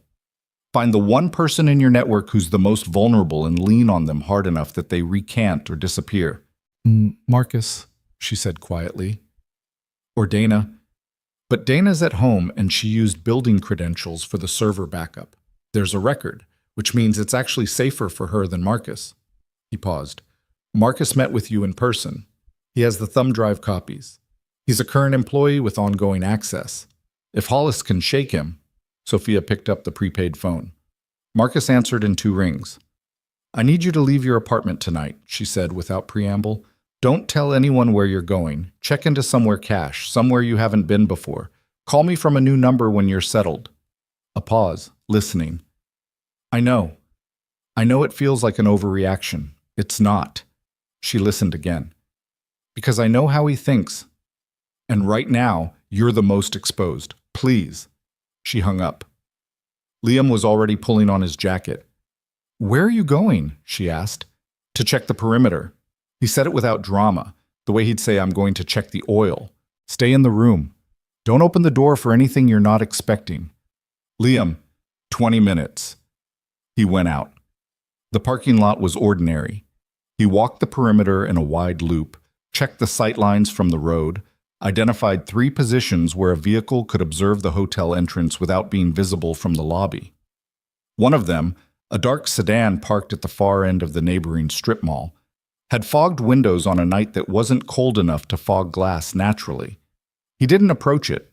He memorized the plate and kept walking, circled back through the side entrance, came up the stairs. He knocked on the room door with the pattern. Sophia opened it immediately. Sedan at the strip mall next door, he said. Fogged windows. She absorbed this. Same people as before? I don't know. I got the plate. He pulled out his phone and photographed his own handwritten note, then sent the plate number to Marcus with, run this if you can. Don't ask how. Marcus texted back 11 minutes later. Rental? Denver. No known connection, but that means nothing. They stood in the hotel room, both thinking. They're watching, she said. Not moving, just watching. Right now. He looked at the window. That changes when they decide they've run out of time. When is that? When Hollis tells them it's time. He thought about the briefing, 12 hours away. If he's going to do something, it's tonight. After midnight, before the morning. It's the last window before everything becomes official enough that any action creates more liability than benefit. Sophia sat on the edge of the bed. She was not a person who showed fear easily. He'd established that on the mountain road. But what was on her face now wasn't quite fear. It was the look of a person doing a calculation they didn't like the outcome of.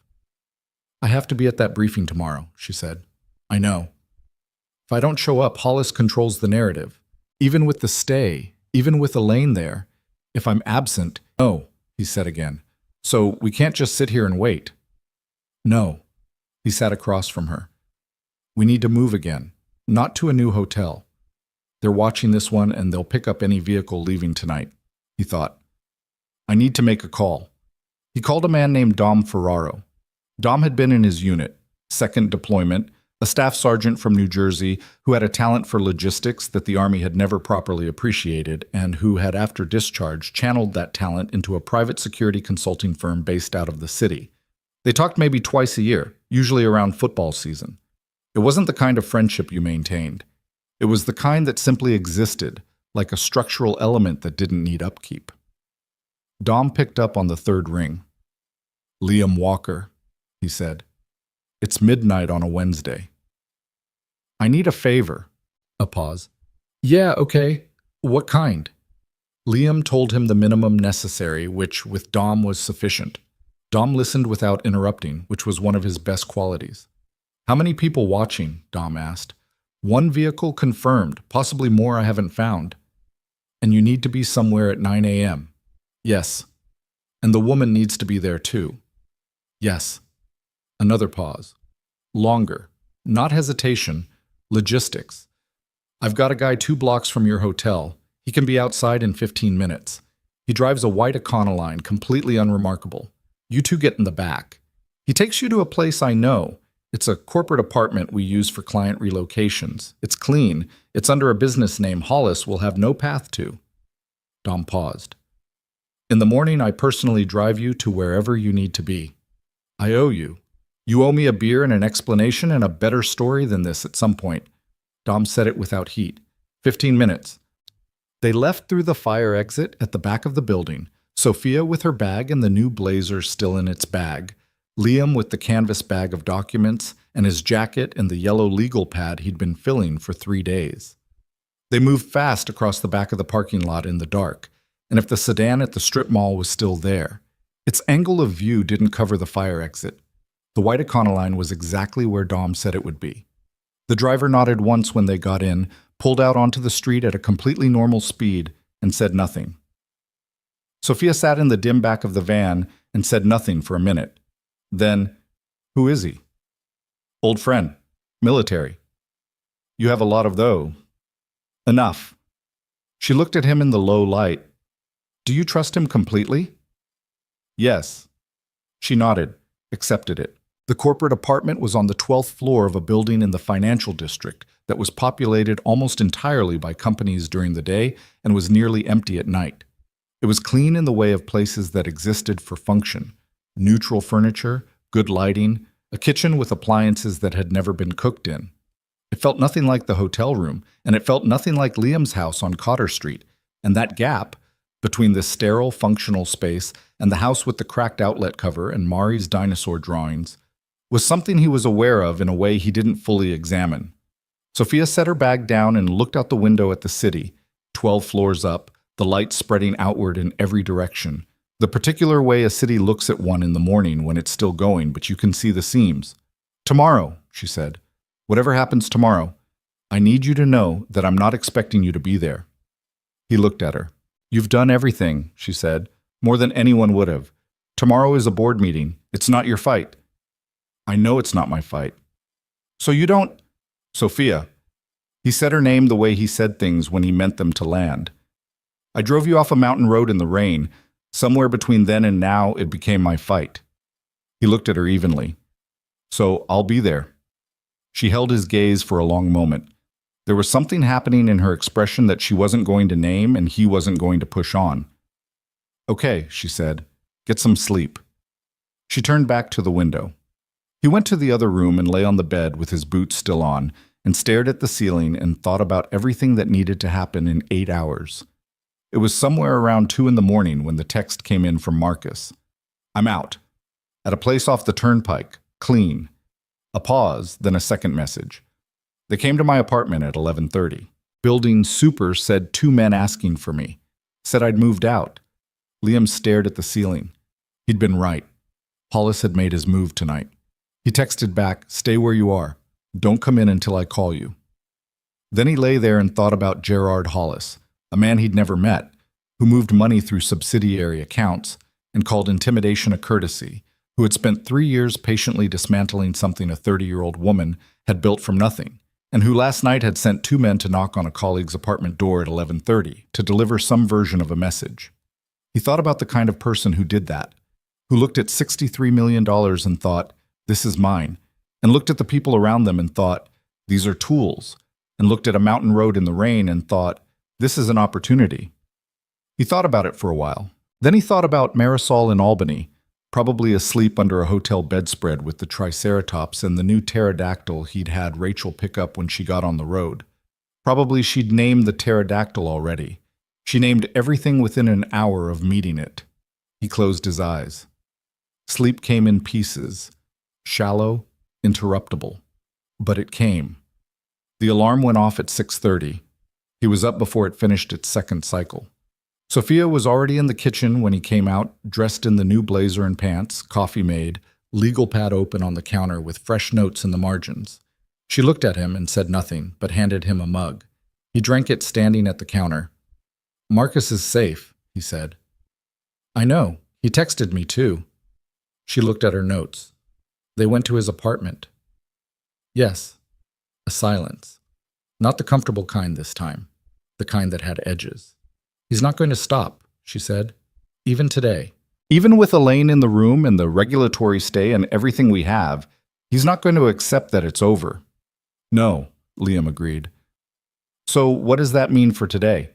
He set his mug down. "It means today isn't the end. It's the turning point." He looked at her. "You go in there and you do what you do. You put the truth in front of people who have the power to act on it. You let Elaine Park be 70 years old and furious." He paused. "And whatever Hollis does next, we deal with it next." She nodded, looked at the legal pad. "I'm scared," she said. Flat, direct, no performance. Just a true statement of her condition.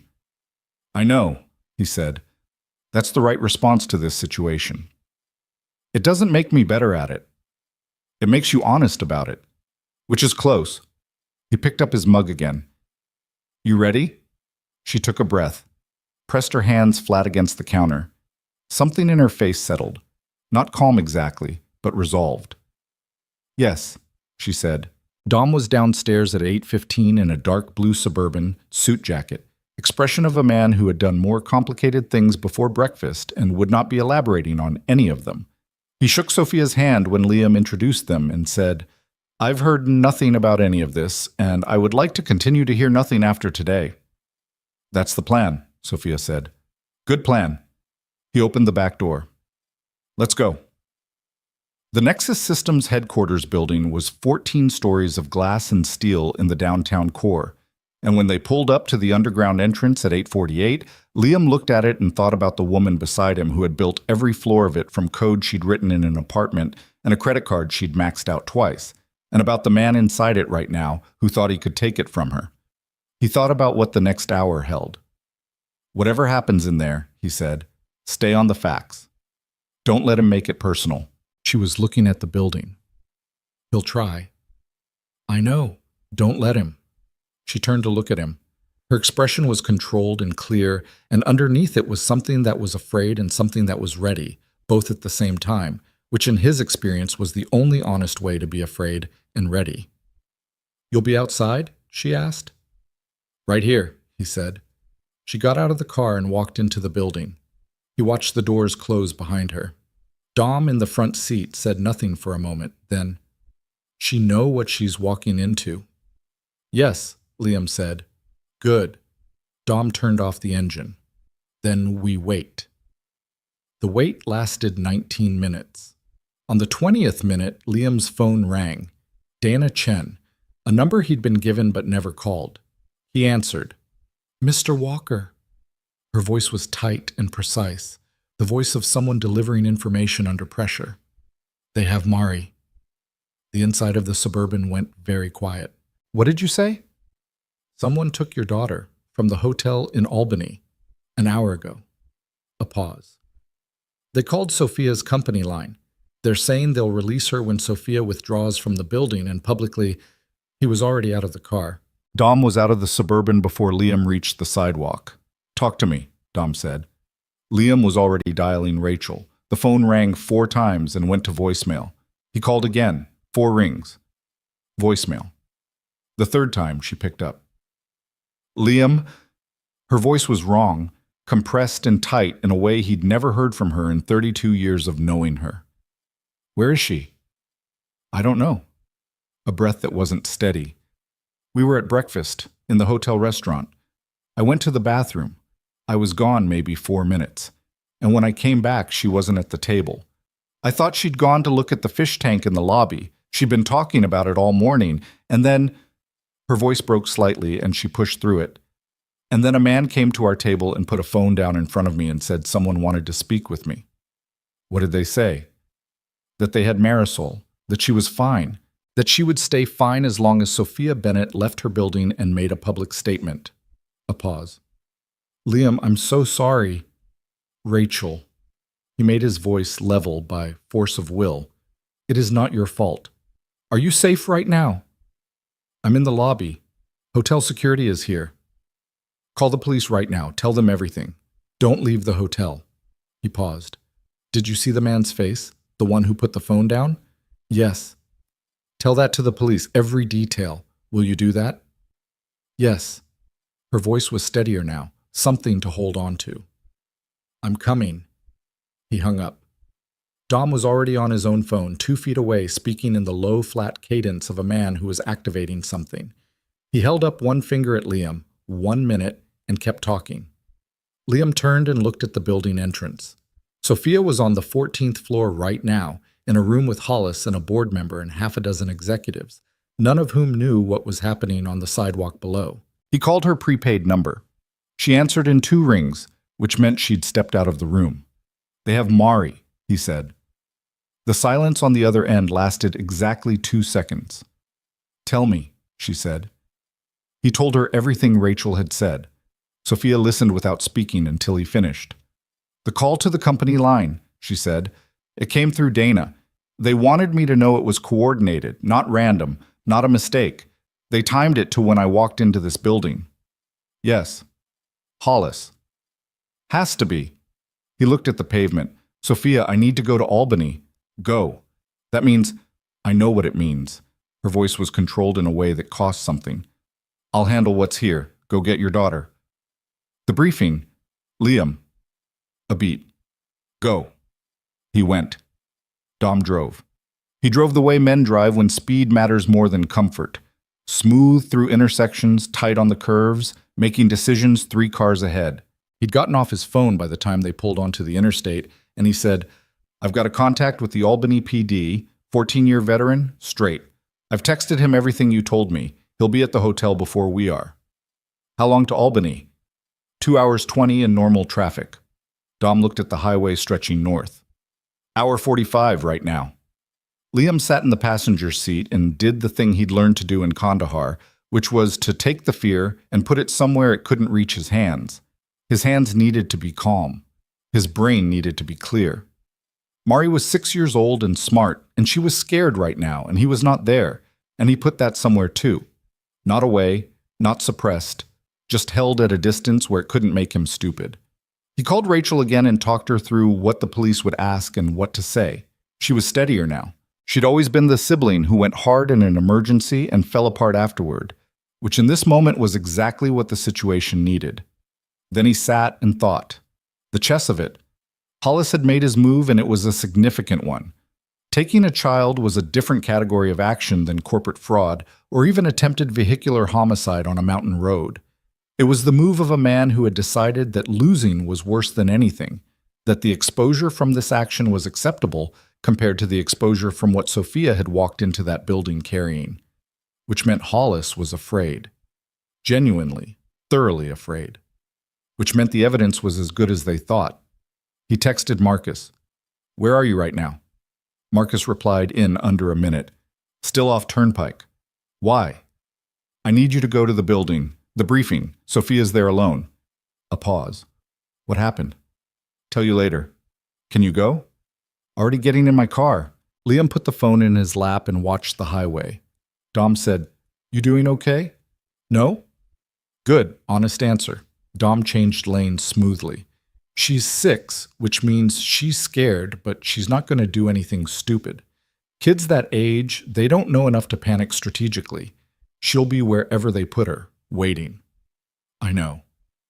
And whoever Hollis hired for this, they're contractors, hired hands. They took the job because it was a job, not because they have something personal. That means they'll follow the instructions they were given and nothing more. He paused. They weren't told to hurt her. They were told to hold her. You don't know that. I know the type of calculation Hollis makes. He's not a violent man. He's a strategic one. Violence is loud. It creates forensic evidence. A man who spent 3 years moving money through subsidiary accounts does not want forensic evidence. He glanced at Liam. She's bait. Bait has to be intact. Liam absorbed this. The logic was sound. The logic being sound didn't make the next hour, 45 minutes, easier. But it gave his brain something true to hold on to instead of the versions of bad outcomes his mind kept trying to generate. He thought about Mari at the breakfast table, talking about the fish tank in the lobby. She would have described the fish in detail. She described everything in detail. Colors, sizes, what they were probably thinking, what they would be called if she were naming them. She was the kind of kid who populated the world with inner lives she'd invented for everything in it.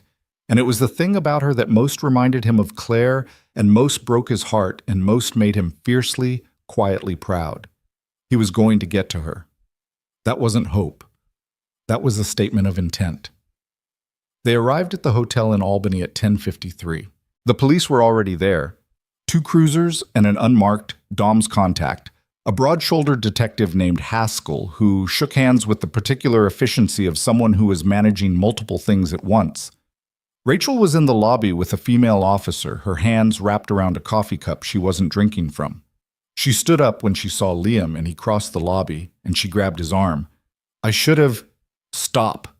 He held her by both shoulders. Look at me. Stop. She looked at him. Her eyes were red, but her jaw was set. Tell me exactly what the man looked like, he said. The one who put the phone down. She told him. 40s, medium build, dark jacket, a specific detail about a scar on the left side of his chin that she'd noticed because she'd been a high school art teacher for 11 years, and she noticed faces. She'd already told the police, she said. She'd told them everything. You did good, he said. She had her triceratops, Rachel said. She left it on the table when she went to look at the fish. She wouldn't just leave it. Her voice caught. She never leaves it. He looked at the table across the lobby. The triceratops was still there, sitting on the edge of the table where Mari had left it when she'd gone to look at the fish. Its repaired horn was slightly crooked. He walked over and picked it up and held it.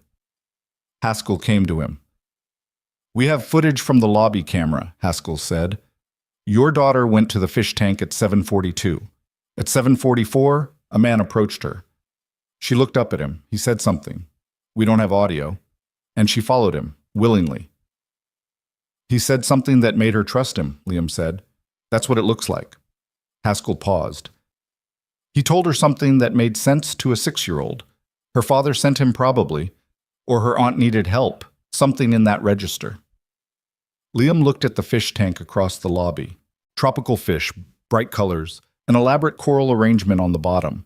He could see exactly what Mari had seen when she'd looked at it. Where are they? We're working on it. The phone they used to contact your sister was a burner, purchased yesterday in Albany. We have the purchase location on camera and we're running the face now.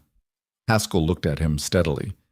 Mr. Walker, I need to ask you something directly. Is there anything about the larger situation, the corporate thing, the people in the city, that would help us narrow the location? Anything you know about how this was organized? Who organized it? Liam looked at him. He thought about the layers. The regulatory filing, the briefing, Sophia in the building, the 11 days that had become one day. Yes, he said.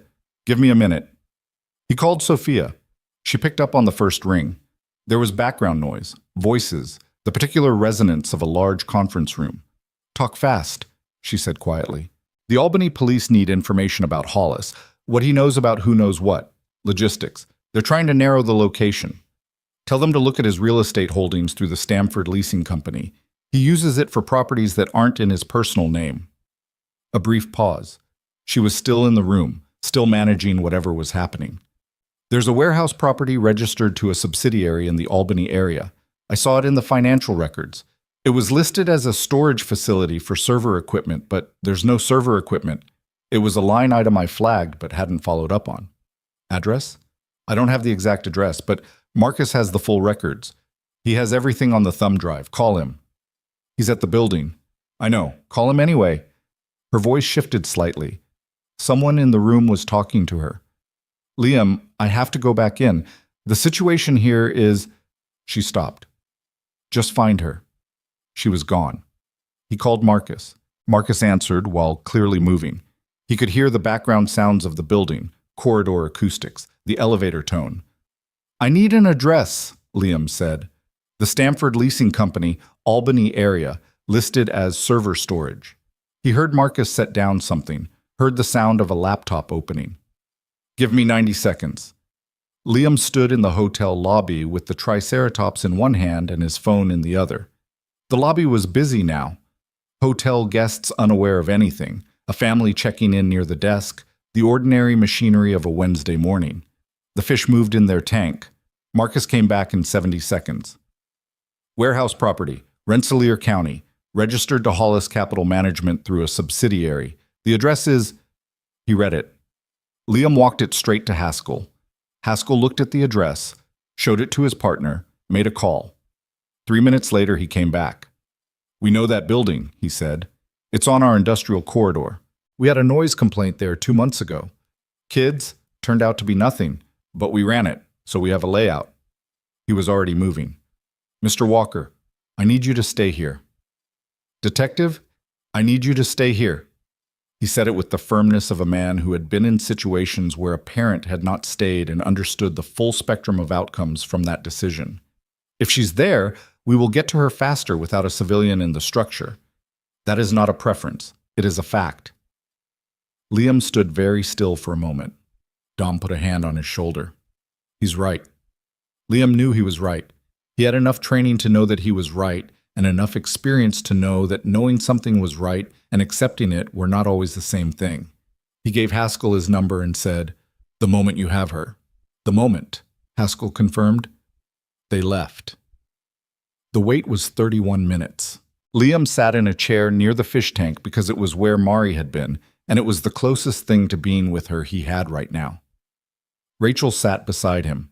Dom stood near the door with his phone out, running his own parallel information thread with the quiet competence of a man who never fully stopped working. Rachel said at some point, "Tell me about Sophia." "What about her?" "You said her name 5 times in the last hour. Just tell me." He thought about how to answer that honestly. "She's someone who built something real, and someone tried to take it from her, and she's been fighting back since before I met her." He paused. "She's good at it." "And?" "And nothing." Rachel looked at him sideways with the expression she'd been perfecting since she was 12. "Liam." "Rachel. You drove a stranger off a mountain road in the rain and spent a week hiding her from corporate criminals." She kept her voice low. "That is not nothing. It's complicated. Everything worth something is complicated." She paused. "Claire would have liked her, from what you're describing." He didn't answer that. He looked at the fish. At 11:47, his phone rang. Haskell. "We have her," Haskell said. "She's fine. She's asking about a dinosaur." Liam closed his eyes for exactly 3 seconds. "Tell her it's at the hotel," he said. "Tell her I'm coming." He stood up. Rachel made a sound that was not quite a word but contained everything. They drove to the Rensselaer County address in Dom's Suburban. Haskell met them in the parking lot of a low industrial building that looked, from the outside, exactly as unremarkable as it was designed to look. 2 additional cruisers and a crime scene unit van were already there. Marisol was sitting on the back bumper of one of the cruisers, wrapped in a reflective emergency blanket, that was 3 times too large for her, and that she wore with the dignity of someone who had decided it was a cape. A female officer sat beside her. Mari was talking. She stopped talking when she saw Liam's face appear around the side of the cruiser. She didn't cry. She'd been holding it together with the stubborn pride of a child who had decided she was not going to cry in front of strangers, and she'd been doing an extremely credible job of it. But when she saw him, she made a sound that was all the things she'd been keeping compressed, and she was off the bumper and across the 10 feet of parking lot before the sound finished. He caught her, lifted her. Her arms went around his neck so tight it pulled at his collar, and he stood there in the parking lot of a Rensselaer County warehouse and held his daughter and breathed. "You came," she said into his shoulder. "Yeah, Bug. The man said you sent him." "I know, I didn't. I figured that out." A pause. "He didn't let me bring the Triceratops." "I have it. It's at the hotel." She pulled back to look at his face with an expression that was checking him for damage, the same way he checked her. Satisfied with what she found, she relaxed against him. "There was another kid here," she said. "A boy, from a different room. He had a tablet. We played a game." He looked at Haskell over her head. Haskell gave a small nod. Yes. Another child? Yes. Safe? Yes. Dealt with. "Were you scared?" Liam asked. She thought about it. "A little, but I remembered what you said." "What did I say?" "That scared is just your brain being careful. You still have to think." He held her tighter for a moment. Dom was on the phone again, and when he turned back, his expression told Liam something had shifted. "The building," Dom said. "Sophia." Liam's head came up. He passed Marisol to Rachel, who took her without question and stepped away. Dom said, "Marcus just called me. He got my number from Sophia." The briefing went sideways. Hollis figured out the regulatory stay this morning, earlier than expected, and he moved the shareholders' meeting up. It's happening right now. What? Emergency session. He convinced enough of the board that a delay was a risk to the company's market position, used the pending SEC investigation as justification for an immediate governance resolution. Dom's voice was steady. "He's calling the vote in the next 20 minutes. Sophia, she's in the room. She has the evidence. But Hollis has procedural control of the meeting, and he's moving faster than anyone anticipated." Dom looked at him. "Marcus says she needs the full documentation package presented directly to the board, not through her, because Hollis has positioned her as a compromised party. She needs an independent voice in that room with the full record." Liam looked at his daughter, wrapped in the emergency blanket, telling Rachel something about the game she'd played with the other kid. He thought about Sophia on the 14th floor with everything she had, facing a man who had just escalated to kidnapping a 6-year-old rather than accept losing. He thought about what independent voice meant. He looked at Dom. "How fast can you get me back to the city?" Dom was already moving toward the Suburban. "Faster than you're comfortable with." Liam went to Rachel. "Take her back to the hotel. Get her the Triceratops. Get her something with sugar in it. Stay with her until I call." Rachel looked at him. "Go," she said simply. He crouched down to Mari's level. She looked at him with those eyes. "I have to go finish something," he said. "The thing with Sophia?" He paused. "Yeah." She nodded with the gravity of a child processing adult information. "Is she okay?" "She will be." "Okay." She reached into the emergency blanket and held out her hand. In it was a small plastic dinosaur, a sauropod, generic, the kind that came in bags of 20 from a dollar store, probably belonging to the boy with the tablet. "For luck," she said. "He said I could have it." He took it, held it in his palm for a second. "Thanks, Bug. Go, Daddy." He went. Dom drove south on the interstate at a speed that was technically inadvisable and practically necessary, and Liam was on the phone for most of it, Marcus giving him a real-time account of what was happening on the 14th floor. The shareholders' meeting had been moved to the main boardroom, where an emergency quorum had been established with the board members Hollis had assembled. Elaine Park was there and was furious, Marcus's word, and had already challenged the procedural legitimacy of the emergency session twice. The two other independent board members had arrived after being reached by phone, skeptical and unsettled. Hollis had distributed the governance document and was controlling the framing, presenting Sophia as a subject of regulatory interest whose continued leadership created liability for the company. Sophia had spoken. She'd presented her evidence, the direct communication between Hollis and the CFO, the edited board minutes, the financial records Marcus had documented. She'd been precise and comprehensive, and Hollis had challenged the provenance of every document, arguing they were forgeries assembled by a desperate executive attempting to deflect legitimate governance concerns. The problem, Marcus said on the phone, is that it's her word against his in that room right now. The SEC filing isn't yet public. Andrea Reyes filed it this morning, but it hasn't propagated through the official channels in a way anyone can independently verify in real time. Without that third-party confirmation, Hollis is successfully muddying the water. How long until the vote? He wants it done in 15 minutes. Elaine has been stalling, but she's running out of procedural objections. I need 10 minutes when I get there. Liam, you're not a company officer. You have no standing to address. I'm a witness, Liam said, to the attempted murder on Route 7, to the phone calls, to the approach on my house, to a kidnapping that happened this morning that is currently being processed by Albany PD and is directly connected to Gerard Hollis's Stamford Leasing Company. He paused. Does a material witness to criminal acts connected to the governance dispute have standing to address the board? A silence on Marcus's end. I'll ask Paul Greer right now, Marcus said. 3 minutes later, Greer says yes. Under extraordinary circumstances, a board chair can recognize a material witness at their discretion. Elaine Park is board chair. Then ask Elaine. Another silence, longer. Then Marcus. She says she'll recognize you. She also says, and I'm quoting here, tell him to be fast and don't waste my time. Tell her I won't. They reached the building at 12:41. Dom pulled up to the underground entrance and Liam was out before the vehicle fully stopped. He went through the lobby fast, took the elevator to 14 and stepped out into a corridor that felt different from the way it had felt that morning. Tighter, charged with the particular tension of rooms where consequential things were being decided. Marcus was waiting by the boardroom door. He looked at Liam, at the warehouse dust still on his jacket, at the look on his face, and said nothing except, "You've got about 2 minutes before Hollis forces the vote." Liam said, "Is she okay?"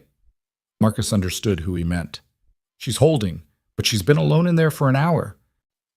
The boardroom had floor-to-ceiling windows that looked out over the city and a long table around which sat 14 people. Board members, executives. Hollis at the far end, looking controlled in the way of a man who had decided control was the only expression available to him. Sophia sat to the left of center, the evidence arrayed in front of her, her spine straight and her face composed in her eyes, when they found Liam in the doorway, doing something complicated. Elaine Park, at the head of the table, looked at him with the assessment of a woman who had been in rooms like this for 40 years and could read a person's usefulness in under 5 seconds. "Mr. Walker," she said, "sit down." Hollis looked up. Something moved in his face. Recognition, recalculation, and then a version of contempt that he arranged into professional composure. "This is irregular," he said. "This man has no standing." "I've determined he has standing as a material witness," Elaine said, in a tone that made clear she was not opening this to discussion. "You'll have the opportunity to respond after he speaks." She looked at Liam. "You have 5 minutes. Make them count." Liam sat down. He did not have the yellow legal pad. He did not have notes. He had the documents in the canvas bag he'd been carrying since the hotel, the copies of everything Marcus had given them. And he had a clear sequential memory of every event from a mountain road in the rain to a warehouse parking lot in Rensselaer County an hour ago. He put the canvas bag on the table. "My name is Liam Walker," he said. "I'm not an executive. I'm not a lawyer.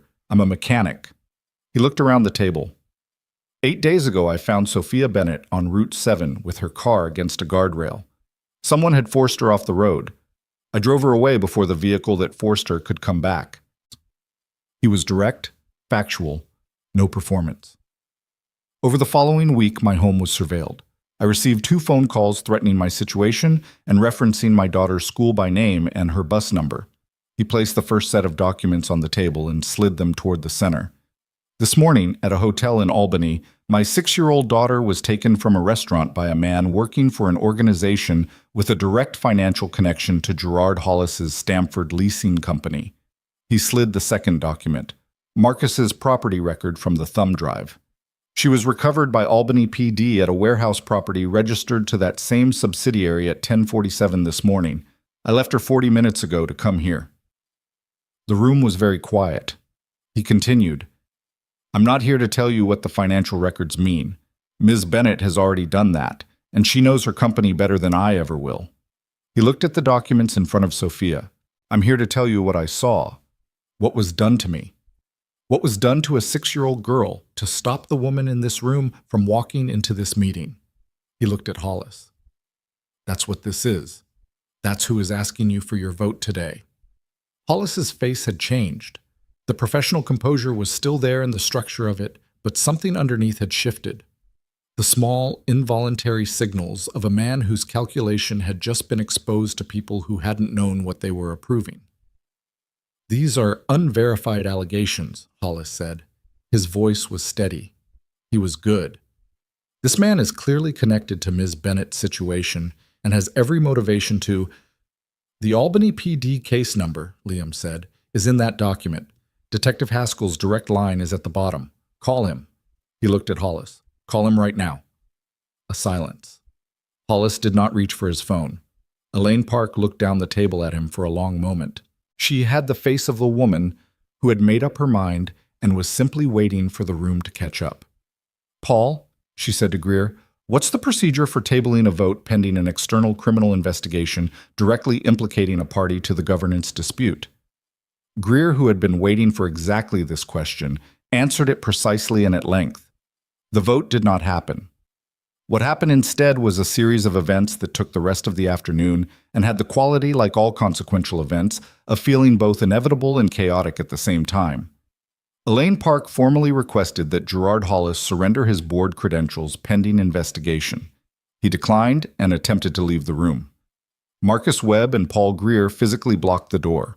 Not forcefully, just present, immovable, their combined expressions making clear that leaving was not the option Hollis had thought it was.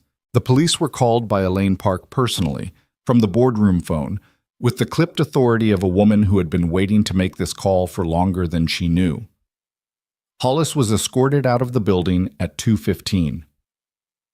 The CFO and head of strategy, both of whom had been present in the room and had watched the morning unfold, had lawyers on the phone before they reached the elevators.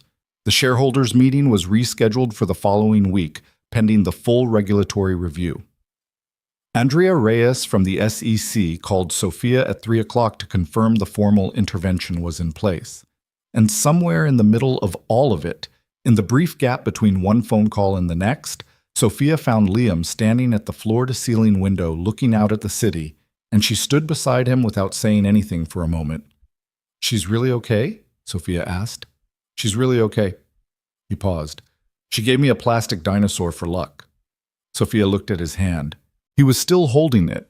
The small sauropod, generic, pale green, no larger than his thumb. She looked at it for a moment. Did it work? She asked. He considered the question. The day had been, by any objective measure, one of the worst of his life. His daughter had been taken from a hotel restaurant. He'd driven at inadvisable speeds across 2 counties. He'd walked into a boardroom with warehouse dust on his jacket and no credentials and 5 minutes to change the direction of a meeting that could end a company. Yeah, he said. I think it did. She reached out and put her hand over his, not taking the dinosaur, just covering his hand with hers for a moment. Her hand was cool from the air conditioning that ran too cold in the boardroom. He didn't move. After a moment, she took her hand back. Marcus appeared in the doorway. Elaine wants you, he said to Sophia. Board member thing. She straightened. Back to it, seamlessly, the way she always went back to it. But before she turned from the window, she looked at Liam once more with an expression he'd seen developing over 8 days. Something that had started as calculation and become something else. Something less careful and more true. Go be with your daughter, she said. I'm going. Liam. She said his name the way she said things when she meant them to land. Thank you. He held her gaze for a moment. You'd have figured it out, he said. The corner of her mouth moved. The kitchen table. And the eggs. She turned and went back into the room. He stood at the window for another moment, looking out at the city. The whole of it, the ordinary and the consequential, all running at once in all directions.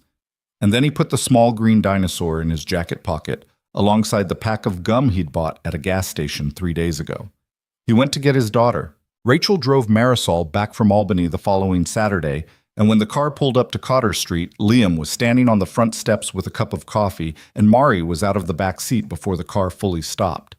She hit him at full speed with the Triceratops under one arm and the pterodactyl under the other, both of which she'd named at some point during the week.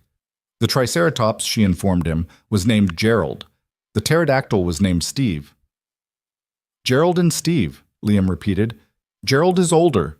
Steve is his nephew. She said this with the gravity of established fact. They're scientists. Of course they are. Rachel got out of the car and gave him a long look over the roof. The particular look of a sibling who had lived through something adjacent to a crisis and had questions she was going to ask eventually, just not right now. And then she came around and hugged him, which she didn't do often, and he held on for a moment longer than he'd planned. You okay? She said into his shoulder. Getting there. She pulled back and looked at his face with the searching quality she'd always had, the same quality their mother had, the ability to read the space between what someone said and what they meant. She called, Rachel said quietly. Sophia. She called me on Thursday to say thank you. We talked for 20 minutes. He hadn't known that. She didn't have to do that, he said. No. Rachel picked up her bag from the back seat. She wanted to. A pause. She asked how Mari was doing, not in a polite way, she actually wanted to know way. He looked at his coffee. Liam. Rachel's voice was careful. It's okay if things are complicated. Things are always complicated. I mean, with her specifically. He didn't answer that. Mari appeared between them, demanding to know if she could have pancakes, and the moment passed the way moments did, absorbed into the ordinary, filed somewhere underneath everything else. The days that followed had the quality of aftermath. Not the quiet that comes after peace, but the quiet that comes after a storm has moved through, and you're walking the yard checking what held and what didn't. Gerard Hollis was arrested on a Thursday morning, 12 days after the boardroom meeting. The charges were substantial: securities fraud, wire fraud, conspiracy, and, added later after the Albany investigation closed its loop, one count of criminal conspiracy in connection with the kidnapping of a minor. His lawyers filed for a dismissal of the last charge on grounds that he had never directly authorized the action against Marisol. The filing was rejected. It turned out that using the phrase "do whatever it takes" in a text message to a contractor sent the night before a 6-year-old was taken from a hotel restaurant was not the legal protection Hollis had apparently believed it to be. The CFO, whose name was Raymond Carr, took a plea agreement within the first week and cooperated fully. The head of corporate strategy held out for 3 weeks and then cooperated less fully but sufficiently. The total amount identified by the SEC investigation came to $67 million, $4 million more than the estimate Marcus had given. The additional 4 had been moved in the final 6 weeks before everything broke, in what the investigators described as a last-ditch acceleration once Hollis had realized Sophia was onto him. All of it was recoverable, or most of it. The legal process was slow and grinding and imperfect, which is how legal processes are, and Sophia would say later that watching it move was like watching a glacier. You knew it was moving, you just couldn't see it moment to moment, but it moved, it arrived where it needed to arrive. The shareholders' meeting happened on a Tuesday, rescheduled and restructured, with Elaine Park presiding and the full independent board present. Sophia addressed the shareholders for 40 minutes. She didn't use notes. She explained what had happened, what it had cost, and what she was going to do differently. She did not minimize her own failures, the cultural drift she'd allowed, the warning signs she'd attributed to growing pains, the 2 years she'd spent looking outward at the product launch while Hollis had been working inward at the company's foundations. She owned it without drowning in it. which was a difficult line to walk in front of several hundred investors, and she walked it well. The vote of confidence passed with 81%. Marcus Webb was named interim chief operating officer the following week. He called Liam to tell him, which Liam thought was unnecessary and also genuinely decent. Liam went back to work on Monday morning. Both jobs, the garage and the warehouse, the Civic that needed a clutch, and the pallets that needed pulling, the fluorescent lights, and Paulson with his lanyard. The ordinary machinery of his life, which had been sitting there the whole time, waiting for him to come back to it. He fixed the blower motor on his truck on a Tuesday evening in the driveway, which he'd been putting off for 3 months. Marisol sat on an overturned bucket beside him and handed him tools when he asked approximately 40 questions about how the motor worked, most of which he answered and a few of which he didn't know the answer to, and said so. She seemed to find this acceptable. At some point she said, without particular lead-up, "Is Sophia coming back?" He kept his eyes on the motor. "I don't know, Bug. I liked her." "I know. She fixed Gerald's horn, and she didn't talk to me like I was little." He reached for the socket wrench. "How do you mean?" "Some adults ask you questions, but they're not actually listening to the answer. They're just doing the asking part." Mari turned the flashlight so it pointed better at where he was working. She was doing the listening part. He thought about that. About Sophia at his kitchen table at 11 o'clock at night, listening to a 6-year-old explain ceratopsian dietary habits while she held a tube of super glue over a broken horn. The focused quality of her attention, the way she never performed interest. Either she was interested or she wasn't, and when she was, it was complete. "Yeah," he said. "She's like that." He finished the blower motor and started the truck, and the heater came on without its usual groan. Just warm air, immediate and steady, and Mari said, "You fixed it!" with a volume that was entirely disproportionate to the achievement and entirely appropriate to her age. And he laughed, which was the first time he'd laughed, really laughed, the unguarded kind, in about 2 weeks. He thought about that later, about the laugh, about the fact that it had taken until a working blower motor and a 6-year-old's enthusiasm to get there. He'd been carrying something since the mountain road, not just the events of it, not just the risk and the tension and the 12-hour drives and the boardroom with warehouse dust on his jacket. Something more diffuse than that, a shift in the landscape of his ordinary life that he couldn't quite name and couldn't quite put back. He knew what it was, more or less. He just hadn't decided what to do about it.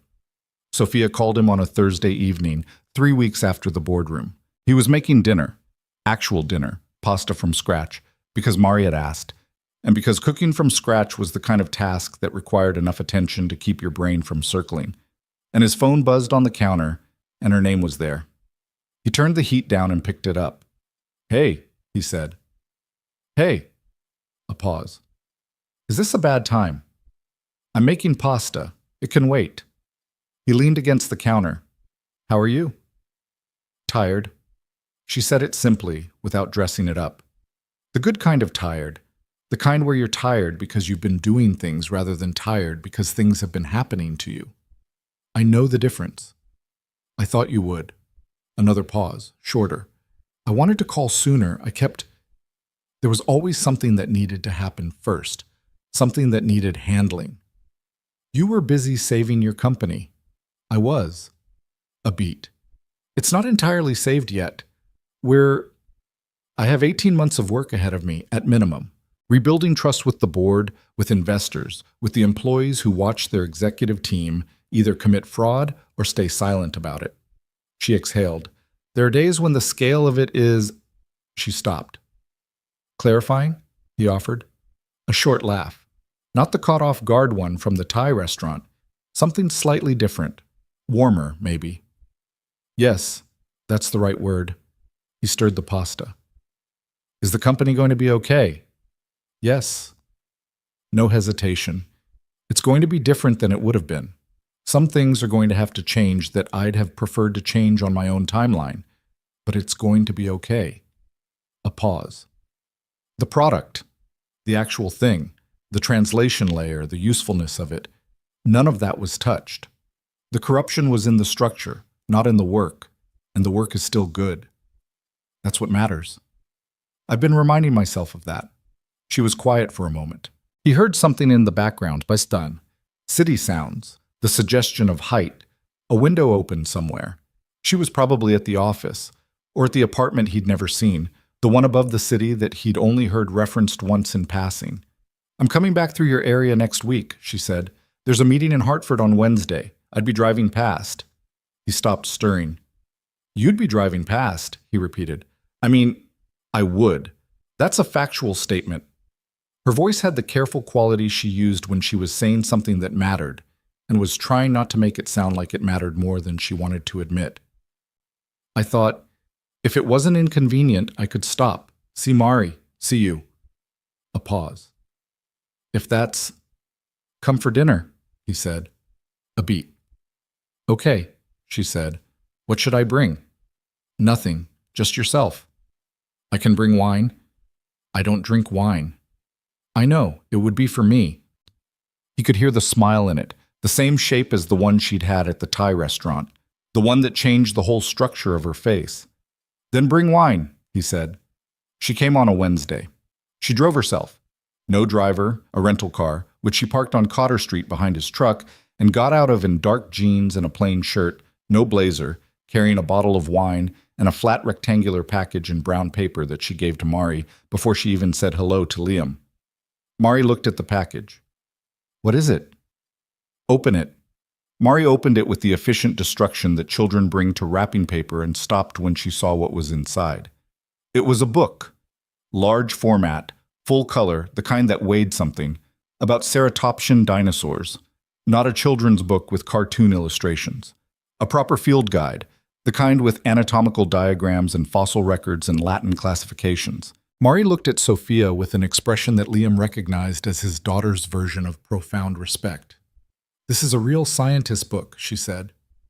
"You're a real scientist," Sophia said. Mari looked at the book for another moment, then she looked up. "Gerald and Steve are in here," she said. It was not a question. Pages 47 and 82. Mari looked at her with the expression she reserved for people who had exceeded her expectations. Then she went to the couch and opened to page 47 and did not look up for the next 40 minutes. Sophia stood in the doorway of the living room and watched her for a moment. Then she came into the kitchen, where Liam was at the stove. "She's incredible," Sophia said. "She is."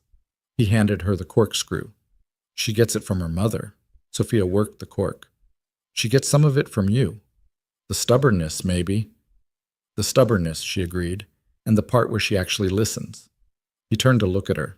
She was opening the wine with the focused competence she brought to everything, and she didn't look up immediately, and he had a moment to just look at her, at the way she stood in his kitchen in her plain shirt and her dark jeans, at the absence of the CEO posture, the armor she wore in boardrooms and at shareholders' meetings, the version of herself that was built for survival in rooms where people wanted things from her. None of that was present right now. She was just a person in a kitchen, opening wine. He thought about what it had taken to get here. 8 days on a mountain road in the rain, and in hotel rooms, and in a warehouse parking lot in Rensselaer County, and in a boardroom on the 14th floor. All the ways something could have gone differently, earlier or later or worse, and this ordinary Wednesday evening in his house might never have happened. "What?" she said, looking up. "Nothing," he said. "Just watching you open wine." She gave him the look she gave when she thought he was deflecting, which was accurate. "Liam." "Sophia." She set the wine down. "I want to say something." "You always want to say something. And you always make it difficult." She looked at him directly. "I've been thinking about the last month, about all of it, and I keep coming back to the same thing." He waited. "I've spent 7 years building something," she said, "and I built it by being armored, careful. I didn't let things in that didn't have a clear purpose. People, situations, complications. I was very efficient about it." She turned the wine glass by its stem.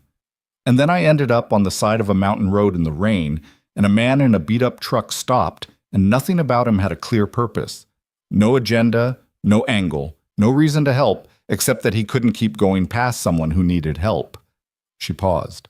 "And it turned out that the thing I'd been most efficient at excluding was the thing I'd needed most."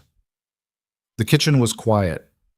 Mari had found something in the book that she wanted to tell Gerald and Steve about, and her voice carried softly from the living room, explaining things to stuffed animals. "I'm not good at this," Sophia said. Her voice was still controlled, still precise, but underneath it something was exposed that she was allowing to be exposed, which was different from it happening accidentally. I've been through relationships before. They've ended badly, mostly because I wasn't present for them, because the company was always the first priority." She looked at him. "I'm not promising I've fixed that. I don't think I'd believe myself if I tried." "I'm not asking you to promise anything," he said. "I know, that's part of—" She stopped, tried again.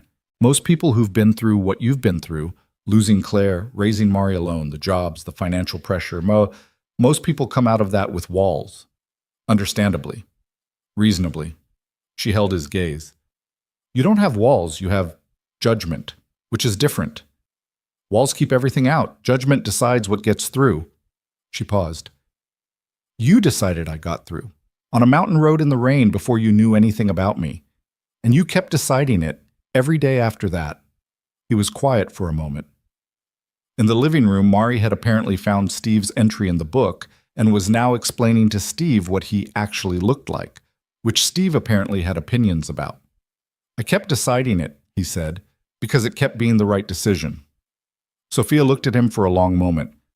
"Okay," she said finally. "Okay what?" "Okay, I just needed to say all of that. And hear that." She picked up her wine glass. "And now I would like to have dinner in your kitchen and not be a CEO in crisis for approximately 2 hours." "That I can do," he said. He turned back to the stove. She stood beside him, not helping but present, and they talked about nothing consequential. About the pasta, about a movie Mari had apparently told her about on the phone last week that involved robots and was, according to Mari, the greatest film ever created, about the drive from the city and the Hartford meeting and whether Hartford had any good food. They talked like people who had been through something together and come out the other side and were now, carefully, learning the ordinary. Dinner was imperfect in the ways that real dinners are. The pasta was slightly overcooked because the conversation had held him at the counter 2 minutes longer than it should have. And Mari knocked over her juice at some point, and it went across the table, and Sophia caught her own wine glass by reflex with a speed that made Mari look at her with open admiration, and they cleaned it up, and it was fine. Sophia ate the pasta with the same focused appreciation she'd brought to every meal he'd seen her eat, which told him something about how she'd been feeding herself before all of this, on schedule, on purpose, probably at a desk. After dinner, Mari wanted to show Sophia the rest of Gerald and Steve's collection, which were arrayed on the shelf in her room by era, which she explained in considerable detail. Sophia listened with the listening quality that Mari had identified and Liam had confirmed. Complete, unperformed, genuinely interested. She asked the right questions. Not condescending questions that adults ask children to seem engaged. Actual questions, the kind that showed she'd heard what was said. Liam stood in the doorway and watched. He thought about what it meant to build a family, not the legal definition, not the biological one, the actual thing, the practice of it, the daily choice of it, the way it was assembled not from blood or paperwork, but from the decision, repeated every morning, to show up for the same people you showed up for yesterday. He'd built that once, with Claire, and it had been taken from him in a way that had no logic and no fair distribution, and left a shape in his life that he'd learned to live around.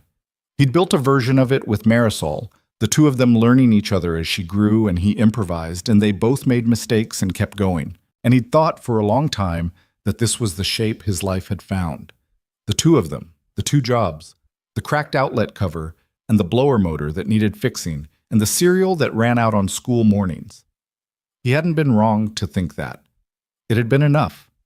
It had been, some mornings, more than enough. But watching Sophia sit on the edge of Marisol's bed with the dinosaur book open across both their laps, the two of them arguing amiably about whether Steve looked more like a Type A or Type B pterodactyl variant based on the wingspan diagram, he understood that enough and all of it were different categories, and he'd been confusing them. He put Mari to bed at 8:30. The full routine, teeth, pajamas, the specific arrangement of Gerald and Steve on either side of her pillow, that had been established and was non-negotiable. The 2 books she wanted read, and the third she lobbied for and didn't get.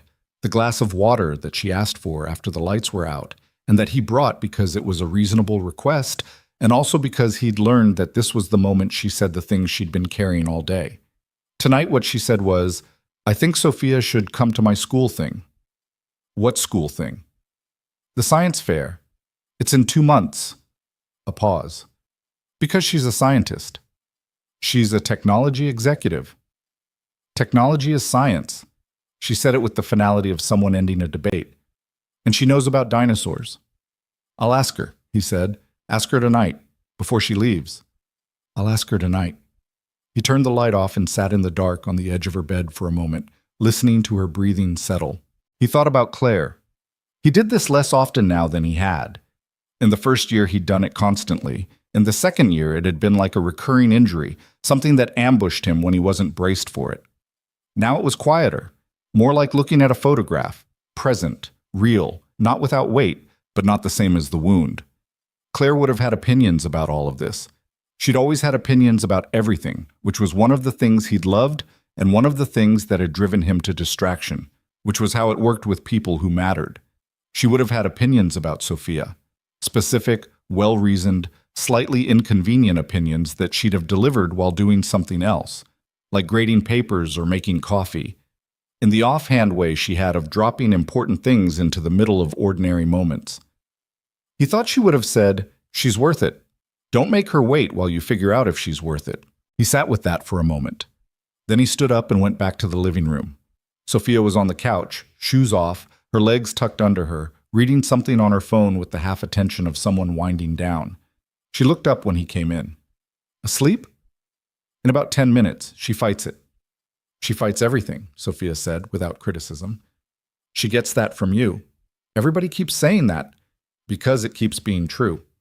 She set the phone down. "She wants me at the science fair." "She told you?" "She told me at dinner, and then I think she told you just now as a backup strategy." A pause. "It's in 2 months." "I know. That's 2 months from now, things will be—" She stopped. "My life is going to look different in 2 months. The restructuring, the new hires, the board review. I can't predict my calendar 2 months from now." "I know," he said, "but I want to be there." He sat down across from her, not on the same couch. Across, in the armchair that had been his mother's, which still held the specific comfort of furniture that had been broken in by someone who sat the same way you did. "Then be there," he said. She looked at him. "You make it sound simple." "It is simple. It's not easy." He looked at her. Simple and easy aren't the same thing.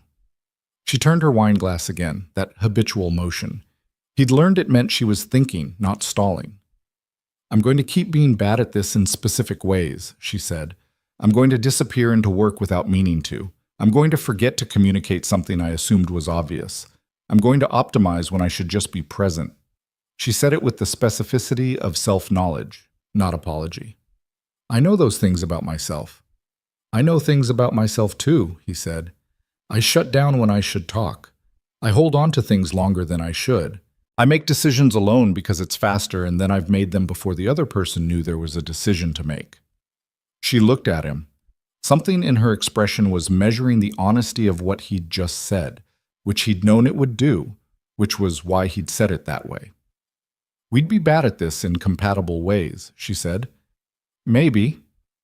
Or we'd make it worse. Maybe that too." She was quiet for a moment. Outside, Cotter Street was doing its ordinary evening things. A car passing, someone's porch light going on, the faint sound of a television 2 houses down. "I've been in this city my whole career," she said. "I have an apartment I sleep in, but it's not a home. It's a place I keep my clothes." She paused. "I don't know what a home feels like anymore. I'm not sure I've known since I was a kid." He thought about that. About his house with the cracked outlet cover and the thrift store couch, and Mari's drawings on the walls, and the blower motor he'd finally fixed, and the kitchen table where Sophia had sat at 11 o'clock at night, drinking coffee and listening to a 6-year-old explain science. "It feels like this," he said, "more or less." She looked around the room, really looked, the way she looked at things when she was reading them rather than just seeing them. The mismatched furniture and the dinosaur drawings, and the lamp with the slightly crooked shade, and the stack of Mari's library books on the floor by the couch. "Yeah," she said quietly. "I know." She left at 10:30. She had a 6:30 drive to Hartford the next morning, and she said this without apology, which he appreciated. She didn't perform reluctance to leave. She just said the practical fact of it. He walked her to her car. The street was quiet. The neighbor 2 doors down had a jack-o'-lantern on the porch, left over from a week ago, sagging slightly on one side in the way of pumpkins that had been sitting in the October air for too long. "I'll call when I'm back from Hartford," she said. "Okay." "And She stopped. Then, "I want to do this. I want to try." He looked at her in the streetlight, in the cold October air with her wine and her keys and her plain shirt and no armor anywhere on her. "Me too," he said. She held his gaze for a moment, then she reached out and put her hand briefly against his jaw. Not a kiss, not quite, something between a gesture and a decision. And then she got in the car. He stood on the sidewalk and watched the rental car pull out and turn the corner. The street was quiet after. His own breath clouded slightly in the cold. The jack-o'-lantern sagged on the neighbor's porch, the ordinary machinery of Cotter Street, running as it always ran. He stood there for a moment longer than he needed to. Then he went inside. The house had the specific quiet of a house with a sleeping child in it, not empty, just held. He turned off the lights in the kitchen and checked the lock on the back door and looked in on Mari, who was on her back with Gerald under one arm and Steve on the pillow beside her, and the Ceratopsian field guide wedged against the wall where she'd apparently been reading it after he turned the lights out. He picked it up and set it on her shelf and pulled her blanket up. He stood in her doorway for a moment. He thought about what a person could lose and still go on. He'd learned that in the hardest classroom available. He thought about what it meant to go on, not to recover, not to return to what you'd been, but to go forward, into a different shape of things, carrying what mattered and learning what you didn't know you needed yet. He'd been a mechanic long enough to know that the same failure that destroyed one machine could, in a different machine, be the thing that revealed a better way to build it. Damage wasn't always destruction. Sometimes it was information. He'd been damaged. He'd taken the information. He'd built something from the 2 jobs and the thrift store couch and the dinosaur drawings and the cracked outlet cover. A life that was small in square footage and not small in anything that actually mattered. And into that life, a rainy night on Route 7 had delivered a woman who'd built something of her own and had it almost taken from her and had fought like hell to keep it, and who sat on his daughter's bed and argued about pterodactyl variants with the genuine attention of someone learning a new language she hadn't known she wanted. Nothing about this was the plan. None of it had followed the logic he'd mapped out for himself after Claire, the quiet life, the 2 jobs, the kitchen table, and the cereal, and the blower motor, and nothing that required more of him than he could give. It turned out he had more to give than he'd thought. He went to bed at 11, lay on his back in the dark with the window cracked the way he always slept, the cold air coming in thin and clean. He thought about the night on the mountain, the headlights picking up the crumpled guardrail, the woman in the driver's seat with sharp eyes, and the wrong kind of fear. The choice that had taken approximately 3 seconds and had unraveled into everything that followed.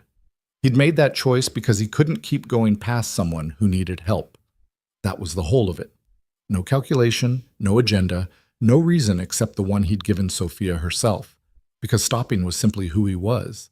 He'd never thought of that as a significant quality. It had seemed obvious to him. You stopped because you stopped, because the alternative was to keep driving, and there was no version of himself that kept driving. He'd been mildly surprised, over the course of the last month, to discover how many people considered it notable.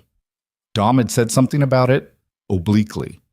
Elaine Park had said something more directly. Marcus had said it in the warehouse parking lot and meant it. He thought about what it said about the world that stopping for someone in need was considered remarkable rather than basic. He thought about Marisol, who would grow up knowing he'd stopped, who would carry that as her baseline for what people did. They stopped, they helped, they didn't calculate the cost before deciding whether someone was worth assistance. She'd expect that of people. She'd probably be disappointed by the world's delivery on that expectation sometimes. But she'd hold it anyway, the way children held things they'd been given early, stubbornly, past evidence, past reason. He hoped she'd hold it. He thought about Sophia, about who she'd been on that mountain road, frightened, disciplined, precise, alone, and who she'd been in the boardroom, and who she'd been on his daughter's bed arguing about pterodactyls, and who she'd been on the sidewalk tonight with her hand briefly against his jaw and a decision forming in her expression. All the same person. All the complicated, imperfect, relentlessly capable version of a woman who'd built something from nothing and fought to keep it with every tool she had, and was now, carefully, learning to include things that weren't tools. There were no guarantees in any of this. He knew that better than most people. He knew exactly what it looked like when the thing you'd built and trusted and staked your life on was simply taken, through no fault of your own, by the random machinery of the world. He knew the shape of that absence. He'd learned to live in it. He also knew that you could know all of that, carry all of that, and still open the door, still stop on the mountain road, still make room at the kitchen table, still say come for dinner, and me too, and mean both of them completely. That was not naivety. It was something harder. He'd learned it the way he'd learned most things, by doing it when it was required of him, before he'd fully decided to, and finding out afterward that he was capable of it. He closed his eyes. The last thing he thought before he slept was not about the company or the boardroom or the charges pending against Gerard Hollis, or the 18 months of work Sophia had ahead of her, or the blower motor, or the bills, or any of the weight that was still real and still present and still his. The last thing he thought was his daughter on the front steps that morning, hitting him at full speed with a triceratops named Gerald and a pterodactyl named Steve, both of whom were scientists. He slept. The science fair happened on a Thursday in December in the gymnasium of Crestview Elementary, which smelled like floor wax and construction paper and the particular combination of organized chaos that comes from 61st graders presenting their research to anyone who would stand still long enough to hear it. Marisol's project was about how dinosaur fossils were found and what they told scientists about animals that no one had ever seen alive. She'd built a diorama. She'd written a report, 4 pages, illustrated, with labeled diagrams. She'd practiced her presentation on Gerald and Steve for 3 weeks, which had driven Liam mildly to distraction and which had produced the most polished 6-year-old research presentation he'd ever witnessed, which admittedly was a small sample size. Sophia came directly from the city. She arrived 5 minutes before the fair started, slightly out of breath, still in work clothes but with her jacket off, and she went straight to Marisol's table. Mari looked up and her face did what faces do when they see someone they didn't fully believe would come until they came. "You're here," she said. "I said I would be," Sophia said. Mari gave this the nod it deserved, which was a significant one. Then she turned to her diorama and began her presentation with the gravity of a professional. Liam stood at the edge of the table and listened. He'd heard this presentation 16 times. He knew every line of it. He listened to every line of it. Afterward, a teacher he didn't recognize came to Sophia and said, "Are you a scientist?" And Sophia said, "Sort of." And the teacher said, She told us you were." And Sophia looked at Marisol, who was already explaining something to another child about the diorama and didn't notice. And something in Sophia's expression did the thing it did when she was moved and didn't want to perform being moved, the thing that showed up anyway. They walked out of the gymnasium together into the cold December air, the 3 of them, and Mari walked between them in the specific way children walked between 2 adults who both belonged to them, close to both, touching neither, exactly in the middle. Liam looked at the parking lot, at the ordinary suburban evening, the minivans and the Christmas lights on the school fence and the other parents with their children. He felt standing there the particular weight of a life that had been through something and come out still going. Not unaltered, not unmarked, but going. Sophia reached out and found his hand. Not dramatically, sideways, incidentally, the way you reach for something you've decided to reach for and aren't making a production of. He closed his hand around hers. Mari looked up at both of them with the expression she'd had her whole life, the one that was older than she was, the one that saw things clearly and usually didn't say what it saw until the right moment. "Can we get pizza?" she said. "Yes," Liam said. "Can Gerald and Steve come?" "They're in the car." "Okay." She started toward the parking lot. Sophia, Steve is on page 82. Did you know they think Steve's species could fly over the ocean? I read that, Sophia said. What do you think? I think Steve specifically probably couldn't, because he has a personality that seems more like a short flight type. She considered this gravely. But his species in general, yes. Sophia looked at Liam over Mari's head. The look that passed between them contained several things that didn't need to be said. The mountain road, and the kitchen table, and the boardroom, and the warehouse parking lot, and a hand against a jaw in the cold street, and all the small and large decisions that had added up to this parking lot, this evening, this child walking ahead of them toward a car with 2 stuffed dinosaurs in the back seat. He didn't say any of it. Neither did she. Some things didn't need saying. They were just true, the way true things were, present and quiet and solid under everything, not requiring proof, not asking for anything except to be carried forward into whatever came next. They walked to the car together.